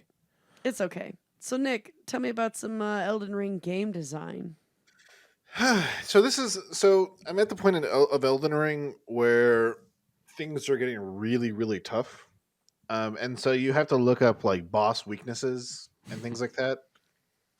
In the sense of like, oh, this guy is weak to blood damage, this guy's weak to lightning damage, and things like that. And goddamn, every time you Google like the name of the boss, the first thing that always shows up is cheese. And it is so weird to see that in this game, because they made Dark Souls open world, almost every boss that is an open world boss can be cheesed in one way or another. And it's pretty sad to see people doing it because like there are these really cool fucking boss fights, dude. Like today I faced like this 4-winged dragon that was really awesome, and then the cheese for it is hide under a cliff and shoot it with poison arrows. It's like what it's not fun. Like what the fuck's the point of playing the game if like you're gonna cheese bosses like that? And the whole reason I'm bringing this up is like, have you guys ever played another game where like you're either forced to cheese or like you're just having such a hard time that you had to? It happens. Yeah, for sure. Because like, dude, like every single boss I've ever Googled in this game is like the first thing is literally cheese. Like the word cheese. The- It's upsetting. Doesn't that seem like poor game design or No, because or like, Nick, is this the first of you getting old and your reflexes getting slower? no. I've beaten every boss without cheesing it. And it's not, the game is hard. It's a Souls game. Right. It's supposed to be hard. It could be. It also could be that like it. Okay, so it sold 11 million copies so far, right? And 12 million. not all of those people are Souls like connoisseurs or experts. Jeez. So they're And like, that's exactly what it is. yeah, that's exactly what it is. You know, it. There has to be a way for the common man to get through this game, or somebody's going to figure something out, some flaw in the game design, and that's probably not a slight on the game. It's just, man, Christian could not be listening to me less right now because he's drawing pictures. That's a cheese. That's literally a cheese wad. It's no longer Elden Ring. It Yeah, is So Yeah. I have cheese. I have a question because I've heard there's people that I'm waiting for Elden Ring. Like 6 months ago, they're like, I just want to play Elden Ring. That's Yeah. it. Is this a big expansive game? Yeah, Dude, I mean, so this is a game. I was playing it. I'm like, dude, this isn't that big, right? Because you look at the map. I'm like, this isn't that big. What the fuck? Like, why everyone's saying this is like a 40-hour plus game. And then it's one of those games that when you discover a map piece, it zooms out more, and you're like, oh, and then you discover that there's multiple layers to the map, and then there's like 4 layers, and you're like, oh, it gets really bad. It's huge. It's absolutely humongous. I think total in the game there's over 70 optional boss fights. Okay, so 70 boss fights.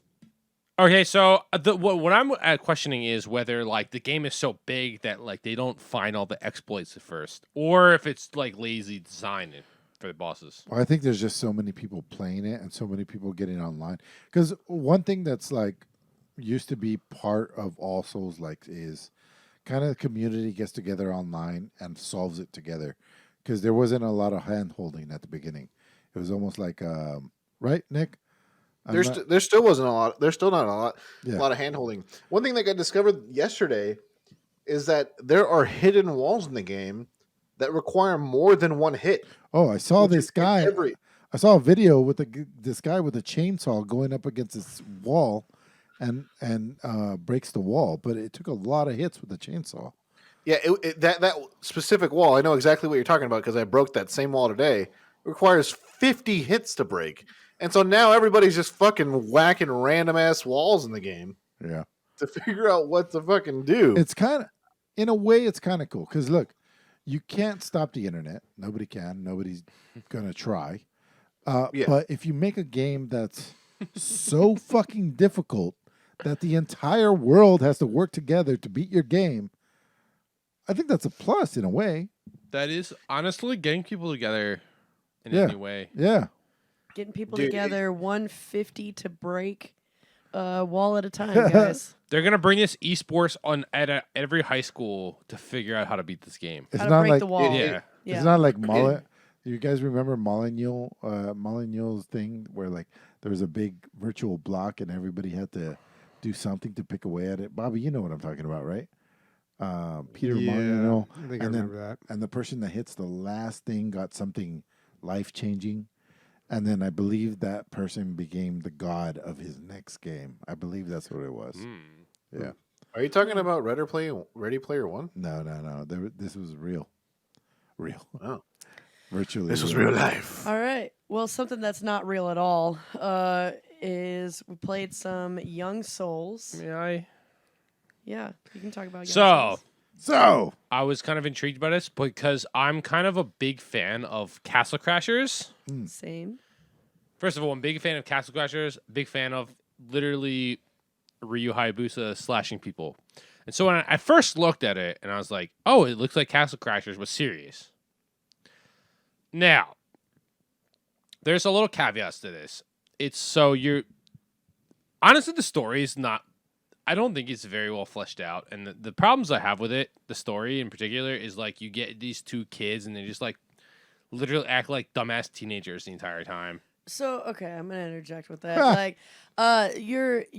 you're two twins. It's a girl and a guy, twins, Tristan and Jen. Yep. And they obviously they don't have their parents. They're living together under the same roof of this guy that's a professor. And it's the classic, like, I wouldn't necessarily say that they don't have a story that's fleshed out. I think they have a story that's been over fucking done. That's the kind of the problem, is that it's the two teenagers that have been placed with a very rich, highly intelligent caretaker, and they're like, "You're not my dad," and they're fucking rebellious. Like, I know we've heard this shit. Isn't the Lemony Snicket series of unfortunate events like based on this kind of shit?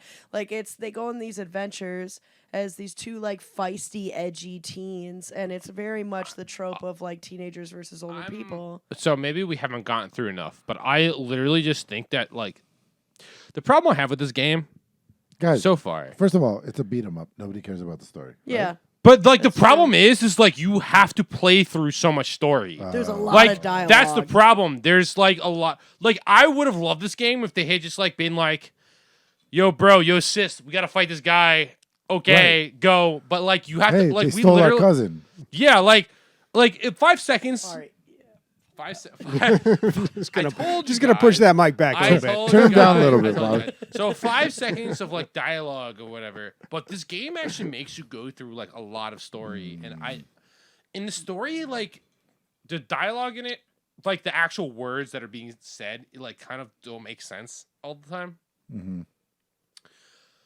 So I would have liked them to be like Castle Crashers. Like Castle Crashers is great because like it's got this humor, it's got not like horrible combat. Yeah. You know?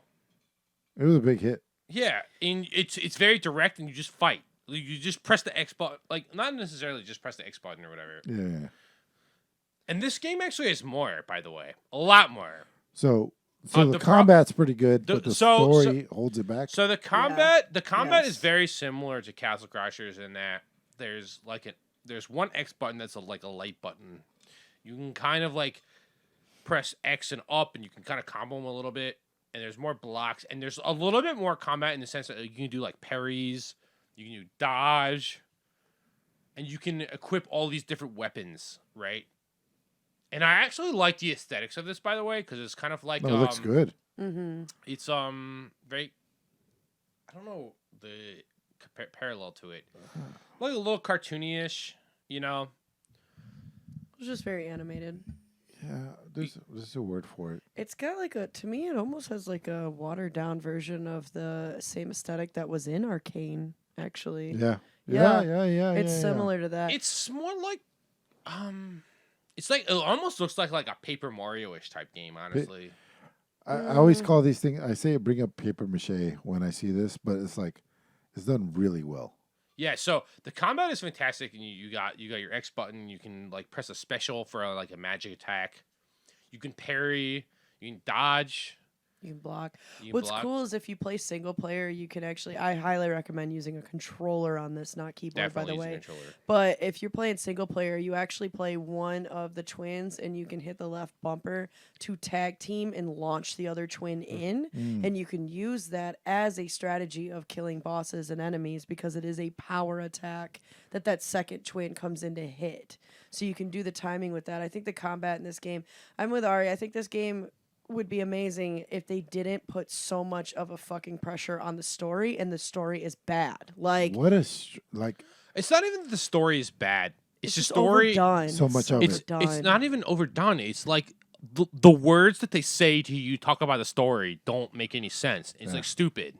Like they just like randomly swear for no reason, and then they just like get mad or get angry or whatever for no reason. Well, and, because like, they're teenagers. They're supposed to be hormonal and unstable. 'cause yeah, you but don't know even about their but parents. even like, then, yeah, but even then, like even accounting for like there's games that are done well where they talk about teenage angst and hormonal stuff, and like they make it in a logical manner. And this is like Life is strange. yeah, Yeah. yes, exactly. And this this makes no sense. Like they just get they're like literally regular teenagers and they get thrown into the magical world, and then To they just save the start. They're world. just like, yes, we're gonna fight everyone right now. Like, what teenager would go into a magical world immediately and be like, let's fuck these guys up right now? Even though we have no that's training. literally what they're doing. This Yeah. is not the genre to spin a tale. Exactly. Can we all agree? I agree. Yeah. So yeah. if they put no story, Actually, like this is one of the worst genres I could pick to try to tell a story. I agree. I think beat 'em up? they should have slightly Castle Crashered this stuff, right? Maybe they didn't have to add the humor. They could have added more a serious element to it. And there's a lot of takes on it.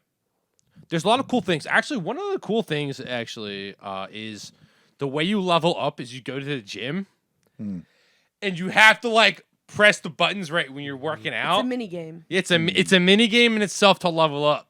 So you don't when you level up, you get It's skill not points. guaranteed that you're going to get You it.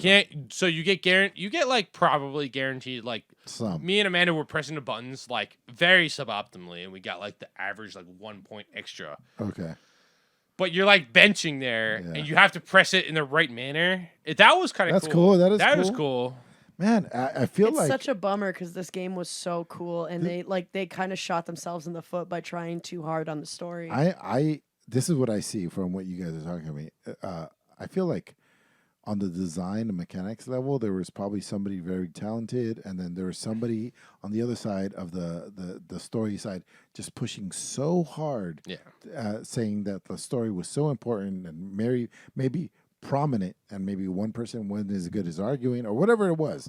Some person was favored in the arguments or whatever, and you ended up with something that had a little too much of the story side of it, unfortunately. Agreed. Yep. I don't hate this. I actually don't hate the story. The story is kind of cool.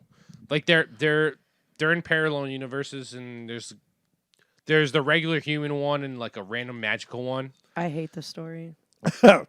I don't necessarily hate it, but I feel like you guys I are- literally hate the actual words that they dialogue's speak. stupid. Like that's what I hate. Like feel like they you needed guys- like an spent- English major to come in and like fix their Well- crap. That's what I felt like.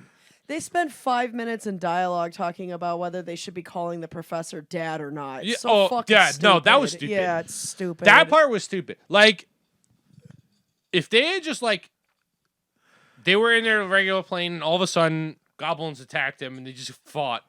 And they were trying to find a professor and didn't worry about this dad stuff. Like that would be the cool thing. And like I said, there's a lot of potential in this kind of like top down beat 'em up. Side scroller. Yeah, because it's like kind of a combination of a side scroller with like a RPG-ish element, and there's some other commands that you can slash, do. yeah. And it's kind of like, it's kind of like a more expansive like old school beat 'em up like Yeah. TMNT or whatever. So what- we're going Or really he- hard on a free game. This game It was for free. free. This was free for us. I highly recommend it for free. It was By the on- way, it sounds like you guys are having a proxy argument through this game. I didn't know that. but- That's what it sounds like. You're like, things are blue, and she's like, they're clearly red. No. No. We agree a lot, I think, on this game. Like, yeah, it's just It- this game is great. The story kind of sucks on it, and they force you the story. That's what. Right. That's what's making it annoying. Let's move on then. Yep, we're moving on. Yep. That's what we agree on. Anyway, so thank you to our subs, Thank our new you. subs. Oh, yeah. Patrons remotely. You say it. Oh God, he's gonna make the old cougar say. Kevros. Keveros Sendald. Yeah. Got it. And Paronical, 6 months. I'm alive, he says. I'm glad you're alive. Thank you, man. buddy. Thank you. You're back into the fold. You can't get out now. Alive. Yeah, thank Back you. to guys. and now to listener questions. Old Man Dave asks, "What is an old game that you would like to see an update on, and what would you want a remaster of and make a straight up sequel?" Everybody start thinking. I had an. I read this I earlier. already and I have had my an answer to this. All right, go ahead. I mean, what I would like to see like a remaster of is Metal Gear Solid, like the NES, The top down one. yeah, like the remake of the ones for Game Boy, not Game Boy, the Nintendo Entertainment System. Yeah. like the really, really, really, really, really old ones. So like get that shit in a modern third person Hideo Kojima style. As far as remake, remaster, give me one remastered and then a sequel.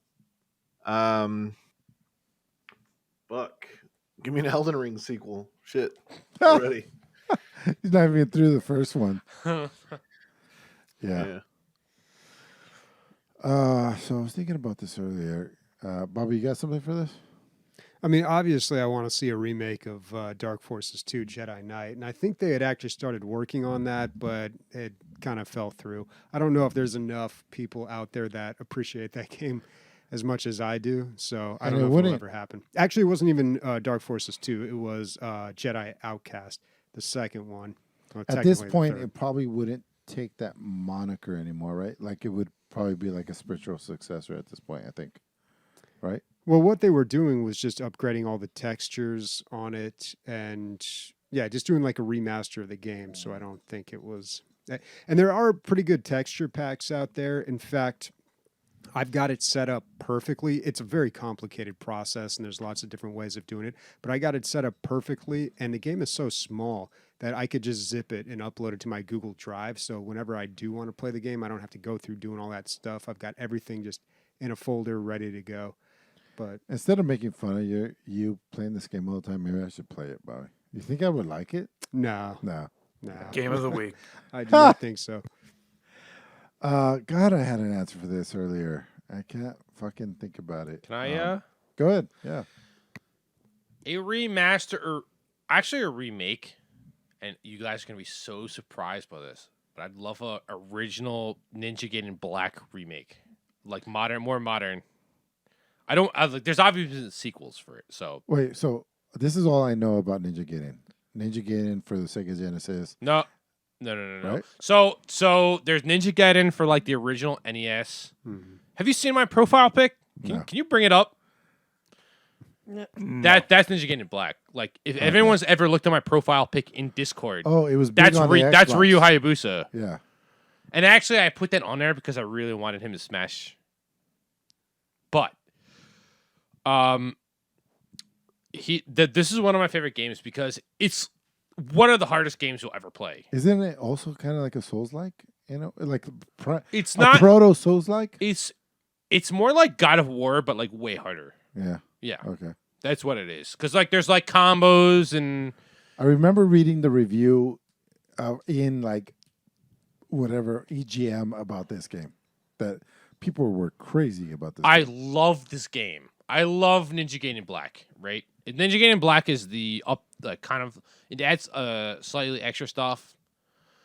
And originally Ninja Gaiden was like an NES game. I don't know how much people cared about it, and the Ninja Gaiden Black came out, and it's like I don't know if God of War came out before or after, but it was very inspired by it.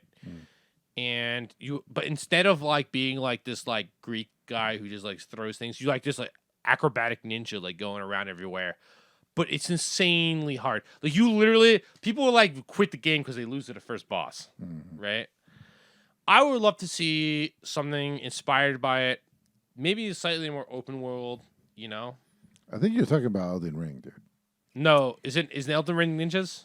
No, it's not it. I mean, Yeah, there are sounds ninjas in Elden Ring. Yeah, but I would love to see. I'd like to see that as a remake because it's been remastered already. I'd like to see like a totally different take on it. What do you got, Days? For me, as a remake, I would actually really love Star Wars Knights of the Old Republic 2, The Sith Lords. This is 2 Star Wars games, guys. Yeah. Yeah. Hey, Yeah. hey, developers. No, it's not up to that. Well, and Christian Yeah. is also recommending Star Wars Rebellion, which is a great recommendation. That was an awesome grand strategy Star Wars game from like late 90s, which you can just like find for free out there now. But with Knights of the Old Republic 2, there's a ton of mods out there. And again, that's another game that I spent like 10 hours modding and 5 hours playing, I think. Yeah. Or That actually, no, I think definitely it was the happens. first one because I beat the second one. And that one gets weird at the end, especially if you use the mods, but it can get a little messy, like when they put in the because there was content that they just cut out of that and they didn't even put in the end. And then people tried to put it back in, but it wasn't complete, and they tried to complete it. It didn't Oh, quite weird. work. But yeah, that would be great. I mean, they had the Old Republic, which was an MMO, but when's the last time that they made a Star Wars just RPG? Right. And you don't even have to deviate too much from the design of Knights of the Old Republic 1 or 2. Like, it's there, it's successful. Like, people would love that. I don't know if it would like make a ton of money, but that would be great. All right. This is not my real answer, but I'm just going to throw it out there because it's old, and I don't think I've seen anything like it since. Rampart, Bobby? Oh, yeah, I remember Rampart Yeah. at the arcade. Had the Yeah. little ball you swivel around. So Rampart's one of the oldest games. Is like one of the first 8-bit games. You build a base, and then you cannon each other's bases, and then depending on how well you built your base and how well your cannon array was, is how fucked up or fucking you do your opponent, right? So, I mean, I think I'm making it out to be more complex than it actually was. But if it was brought up to modern day, then they could actually take all this into account and put a lot more thought into how it plays out. But like more tech or tact to it. But I feel like it was just all luck, or you figure out what it was, and you just did that. But yeah, man, it's cool because it played out so quickly. You got, I don't know, a minute to build your shit and place your cannons, and then it plays out, and then you do it again. So I'm gonna go with Rampart for this one. Rampart, one of the first games that I remember talked. Yeah. By the way. Oh, yeah, I remember Rampart. All right, what else we got? For how do I say it? Warconiation? Warconiation. Would you rather travel 200 years in the future, or 2222, or 200 years in the past, 1822? Thank you for doing the math for us. Warconius. Clearly, I would go in the future because if I was going to the past, I'd be fucking shoveling shit. Wait, I do that now, but I'm paid really well But for you're it. paid for it. Yeah. Like clearly, as a Mexican man, I'd be like, yeah, it would not be a good look. Yo, hold on. I want to point something out. Imagine if you made it back to Mexico, though, dude. They'd be like, "You are a god. Yeah, Look, they don't make Mexicans this big. yeah, I'd be the What best. the fuck?" I'd be the biggest Mexican in history at this point. Yeah. Somebody told me that one time, and I never think about like, yeah, Dude, I have a cousin who's 6'6" and 340 pounds. I'm like, dude, you're an anomaly. You're goddamn circus freak. He played football for Georgia State. Like he's a monster. it does happen, dude. You start feeding Mexicans McDonald's, and we just get gigantic, dude. I don't know what it is. Vivian is 1.5 years old, and she's wearing 3 to 4 like toddler like diapers, like things for 3 to 4 year olds. I played around with the idea of doing stand up for a little bit, and my lead bit was all about how the children of immigrants are always bigger than their fathers because they start getting the American diet, you know. So like, you get over here, you're 5'5", you work your ass off, and you have this kid, and this kid is 6'2", and you're trying to fucking tell him what to do when he's 13, and he could just pick you up and put you wherever you want. Like it's counterintuitive, the whole thing. But anyway, yeah, I forgot what we were talking about. Yeah, so that same kind of energy, I absolutely would travel to the future and not the past, because in 1822 or 22, the best for a fucking woman is probably giving birth and then dying early. So By a snake bite. I'm good. I would definitely roll the dice and hopefully get a nat 20 and not a nat 1 for 22. Yeah, you're gonna. Yeah, man. Yeah. Bobby's like, I'm good no matter either way I go. Either way I go, I'm on top. Well, I guess, but 1822. I mean, that's a weird year. It's not like you can go back in time and stop Hitler at that point. You know, I don't think there's anything worth going back. You could. I mean, if you lived for another Trace the 100 lineage. years. Trace the okay. lineage. I guess, yeah. But yeah, no, obviously the future. I mean, why the fuck would anyone go to the past, man? Even a white guy, what am I going to do? Get syphilis and die in my 40s? Like, no. So, What am I gonna Yeah, do? what about you? Look some maid and get herpes? That is the question. The question is in what was it? 200 years from now? I think what From really years in the I think future what really or he's trying 200 to years in the like past. So- express with the question is that do you go back in time and exploit what you know for personal gain and get rich or something, or do you go to the future and explore what's being So, you know, in the discovered? hypothetical sense that if we go into the future, it progresses and we don't have to worry about like climate change or anything like that. right. Like I would Or want you could be absolutely fucked, and it could be post-nuclear You're war, right, and you dude. just right. Like that's what I'm instantly saying. fucking Like die. I would rather go to 1822 and be like, "Yo, bros, Yo, bros. don't. Can you please stop burning fossil fuel? Thanks. Bye. Okay. Thanks. Bye. Yeah. And they'd be Oh, like, I'd "Yo, give you him- I'd give him- must I'd get give in him this- fucking line and get shot at." All right, there's some guys with some bows and arrows. Get to it. You're gonna get shot at. You're gonna die You- slowly. Who's shooting you in a bow and arrow in It's probably your 1822? it's probably your best bet is like being like an anti fucking industrialism. Just Yeah, being, good just luck being, with that. just Yeah. being a knowledgeable, like just being some sort of like scientist is gonna be your Photovoltaic best- cells. I can tell them There you go. like maybe this much about it. They might learn eventually. If they learn 100 years earlier, that would be great. Yeah, it would be. Yeah. It would be. Yeah, If I told them it's possible to do this, and I don't know the whole science behind it, but I know enough. Yeah. If Someone plants will can figure do out. it, we can Someone do will it. figure out. Dude, I don't know. I think But if it's- you're talking about like just technology progresses 200 years in advance and like no consequences, I would totally go in the future. That's Yeah. probably no 100%. ozone, Yeah. but And yeah, sex bots. maybe sex robots, no ozone. But if you go into the past, like, and start just trying to like preach to them, I'm pretty sure you're gonna get Yeah, tossed into jail by like the Catholic Church or something. Yeah. Facts. I mean, Wait, I'm wait, Jewish. hold I'm up. Jewish, so You At gotta least Yeah. as a, I don't at know least about as a that. woman Fuck outta here. killed. Yeah, Burned at the stake. exactly. That would be my future back there. So I'll take my chances with the She's future. a witch. What's But anyway, also by Warconian Warconius. also asks, which sport do you think translates best into video games? Which are the worst? darts. So can I, as someone who's played, I don't know, have you guys played all the sports games really? I played a good No. chunk. I love sports in general, like playing them, watching them, and I've loved playing the video games. I haven't played as many baseball ones, but I must say that all of them have translated well, and it just kind of depends on how much effort they put The into it. studio does. Yeah. Yes, so NBA 2K7, NHL 09, and NFL 06. The one with Donovan McNabb on the cover.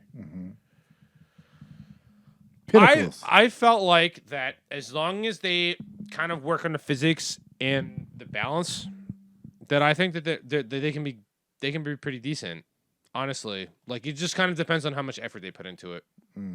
Baseball, I don't know as much because the one thing that's really weird about baseball is that you obviously have to pitch and you have to figure out where the accuracy of the where the ball goes in the strike zone. And that's a lot more like kind of, like nuanced stuff. Like, can you hit that, On the contrary. So one thing people say is that baseball games are extremely accurate to real life. That's what I was like. what I was gonna say Oh. is like I feel like which ones can be broken down into math easier? I feel like baseball could be breaking down into math easier than football. So Yeah. I think There's actually a movie about it. There's actually a movie. It's called Moneyball. Yeah. Yeah, well, and that's it's more about drafting. how he breaks down essentially baseball to math, and he breaks down people's stats. He's like, all right, you're bad at fucking throwing, but your probability of getting on first base on these innings is so good that I'm gonna draft you, and you're like $10 fucking dollars, okay? And I'm using the Oakland A's bank account to draft you, so I'm taking you. And so when it comes to like actually becoming a video game and real life, baseball's probably going to be the closest answer you're going to get. so. The question is, translates. So, to be fair, like I said, I don't know as much about baseball. I've played like Wii baseball, That's about the most extent that I've had. I play baseball for 12 years. So. I don't play base like that's like the one sport I didn't play like at all. I'm like, yeah, baseball, you know, Yeah. because I played basketball, played football, I played ice hockey, and all of those games have just basically depended on like how quality it is, and I found that depending on how well they kind of work out the physics engine, work on the rules and the calling, like they're fun. Mm-hmm. They can all be done. And soccer, I've actually like I don't like soccer that much, but I've played a lot of FIFA games, and those are fun too. So And they can all be done well if they're done well, I guess. yeah, like I don't think there's a limitation to any of them. Yeah. I do want to be a bias because there's one sport that I watch. It's UFC. I know that there's a thing that there's a fighting game series that does well. UFC 1, 2, 3, and 4. I can't imagine that it comes close. I want to play them, but they won't put them on a goddamn PC. So I can't say, but I can also not say that. I mean, fights are so fucking crazy. They're so crazy. Have you been to one yet? so I've been to a little one. I need to go to one, but I've played Fight Ooh, Night. big one. So that's just boxing. Yeah. That one's pretty good. Yeah. Yeah. Dana White says that the reason that we have fans is that every card there's a what the fuck just happened moment.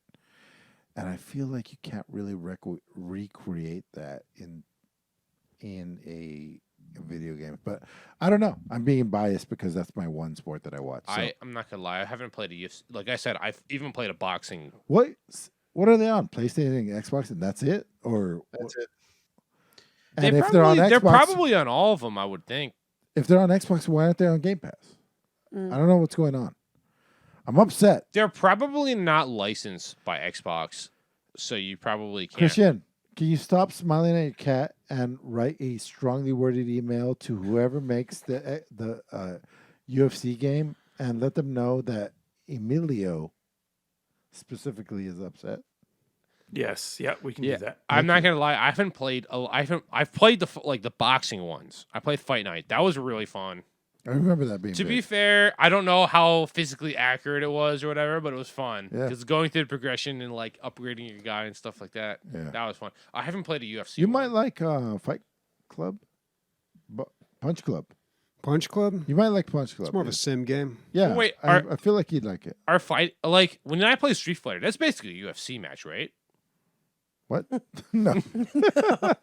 you mean a like guy when who I- looks when like I- a dragon? Yeah, like when I throw out a Hadouken, that's like basically the same thing as the UFC fight. Basically. Yeah, okay. All right. So, Bobby, what sport do you think would translate great into video games? Which one's worst? I don't know. I think baseball is actually one of the tough ones to do. I was complaining, God, this is probably like a year or two ago, but there were just like no good baseball games on the PC. The best one out there is The Show, I think it's called. And I watched a stream of it, and I'm like, this is incredible. Why isn't this on the PC? MLB The Show, right? Yeah, MLB The Show. But I think if you get really creative with it, you can do it. So on Nintendo, there was a great baseball game called Base Wars. Also, the Base Loaded series was great. But Base Wars was just like, okay, well, let's just have robots play baseball, and you can put like a cannon on their arm or, give them like an iron fist. And then when they get called out at second base, they have to fight to the death for it. And That's yeah, great. if you win, then I you're love safe. it. I was like, yeah, okay, Dude. that's the game we need Yeah, to that- remake. we need That's to the one we remake need to that. remake. So Remake Base actually, Wars. now that I think about it, was there like a Ken Griffey Jr. King There Griffey was, Jr.'s yeah. baseball. Yeah, They that one stopped was making pretty that good. one? The home run derby mode and that was a lot of fun. But yeah, it's just a lot of baseball games are exactly the same. But when I watched MLB The Show, there was like all sorts of things. Like if you wanted to catch a line drive, you had to do like it was almost like a little mini game popped up for you to make that play. So there's a lot of cool things. The sports games that I really liked actually on the Nintendo were the Olympic games. I can't remember what they were called. I think they might have just been Olympic games, and there was like Mario a and Snoopy Sonic Olympic and the games. Olympics. But That's you would do Switch. all the different events of the Olympics, choose your country. But then you would also there was the marathon. So every now and then you'd check in with the marathon and you'd like adjust the speed that your character was running. You didn't want to go too fast. I There remember was so many that. cool things about that. But all the games were button mashing games, just press like Yeah. really fast. So I don't know. There's got to be better ways to do the mechanics there. But This is completely out of left field, and just because it reminded me of this. When you guys play Guardians of the Galaxy, the quick time events are difficult. They're not like just like they are just mash A, but it's not easy. You got to mash the fuck out of it quick, or you have That's to even find, worse. or you have to find the key. I don't know. I find Why it, am I beating up my keyboard? I find it better. I find it like, oh, this is a difficult thing to do. I got to do it quickly. like press things really fast in Yeah. succession. Yeah. I mean, what, how is that engaging? How else? Yes, you Because it's can. difficult. I was going like that, engaging. Like I hate QuickTime events. I think they're the stupidest thing on the planet, and making them harder is not the solution. I find them endearing and more interactive. All right. So on that, Ari, what are you going to be playing next week, What am I playing next week? other than yourself? Well, I'm obviously going to be looking at all the games I could possibly play and not play Heroes of the Storm or Slay the Spire. So, Yeah. right. You going to look at new stuff? Yeah. Are you going to branch out now that you've been on the show and you've been seeing this stuff? Um, Inscryption looks good. Come on. I'll take. Is it? It's on. 10 out of 10, I said. It's on. It's on Steam. It's on Steam. Okay. It's $14. $14. Yeah. Okay. You can do it. I can do it. All right. I got this. Bobby, what do you got? Oh, Guardians of the So Galaxy, there was obviously. actually. Oh God. There was a new Bethesda game that's like coming out in the next few weeks. I don't know anything about It's this. like Dragon something. Is this true? Yeah. Well, Well, while Sniper's fact checking that, I'll say the sport that I think translates great into video games sorry, Dave. it's all good, dude. No. I like tennis. I like tennis on video games. I think they're fun. they're fun. That's fun. Mario Tennis. Yeah. I like a lot of the tennis games, but yeah, Mario Tennis is fun on Switch right now. But I've always really liked tennis games, and I've really liked the Dead or Alive volleyball. Right. But that's not for anything to do with sports. you got the Dave. imagination, you know. All right, hold on. I'm gonna find this game real quick. Did you? all about I pole know you vaulting. bought Treasure Nadia. Have you reviewed it? I didn't buy it, dude. I just put it on did my buy wish it. list. No. Oh. Did I was that a I drug think purchase? you bought it. No, I thought I put it on a wish list. Actually, that Sniper, would can explain you a lot if I confirm bought nor it. No, deny? you don't have to. I'll look that shit up later. They, But Sniper. I don't want to dox anyone, dude. And like, but it did say you played it for like 3 hours. So I Okay, don't know. it's called Ghostwire Tokyo, I believe. Ghostwire Tokyo. Okay, By yeah. Bethesda? Yeah. Yeah, we were It's talking coming- about that last week, or maybe 2 weeks ago. Yeah. Okay. I don't Yeah, it was at remember. this PlayStation's State of Play. Oh. They announced it. Cool. Yeah, Oh, Yeah, it's the one right. with the Oh, yeah, ghosts yeah, in yeah. Tokyo. Yes. Yeah, That's they look right. kind of cool. And it was like a really creepy horror. We were talking about how like Japanese horror is just Better. unparalleled. Yeah, it's great. As a side note, I do want to play the new Horizon game at some point because I loved Horizon Zero Dawn. So that's one I'm going to be looking at if I can get to it. All right, so Bobby, what are you playing next week? Next week, I don't know. So I got another busy week, but then I have 4 days off after that. So I plan on getting into some games that I don't really have time for most of the time. So, like story-driven games that are not like multiplayer or co-op, like Eternal Cylinder. Guardians of the Galaxy. Yeah, Guardians of the Galaxy. I'll be checking that one out. The game of the week? But I don't know. I don't have any definite plans for this week. We'll see what happens. It's going to be a surprise. Guardians is Inscryption. Yep, that's it for me. It's easy. Elden Ring and Kirby. Oh yeah. Sniper, you can talk. Yeah, just trying to draft this email to Natalie Altschuler, EA Sports Vancouver for UFC. What do Yeah. we want to like include in the heading? No, I mean it's pretty clear. It's pretty clear. Our demands are clear. The best Give is us clear. UFC on PC, or we'll stop buying all your games. Yeah. There you go. Is it That's not pretty on clear. PC? No, No. that's what Really? this Man. email's about. Yeah. For me, I think I'm going to play some Guardians of the Galaxy as well. I'm not going to be on the next podcast because I'll be tearing it up in Detroit for my birthday. Oh shit. That's right. Happy birthday. Thank you. Queen. All right. Oh, Speaking oh, it's for gonna be This 23. is gonna be a big. This is a mouthful. Speaking for Ari, Bobby, Amanda, Chris, and Nick, and myself. Inscription titties. Those are titties that have been written on. Oh, that's some bad. Nothing ever sweet is written on them. Nothing ever sweet's written on titties. No. Wait, it's always go back bad to that things. email. Well, Chocolate. You're just not putting sweet things on titties. That's your problem. all my things are sweet. Whew. Oh man, I can't imagine sticky boobs. That just doesn't sound Oh my lord.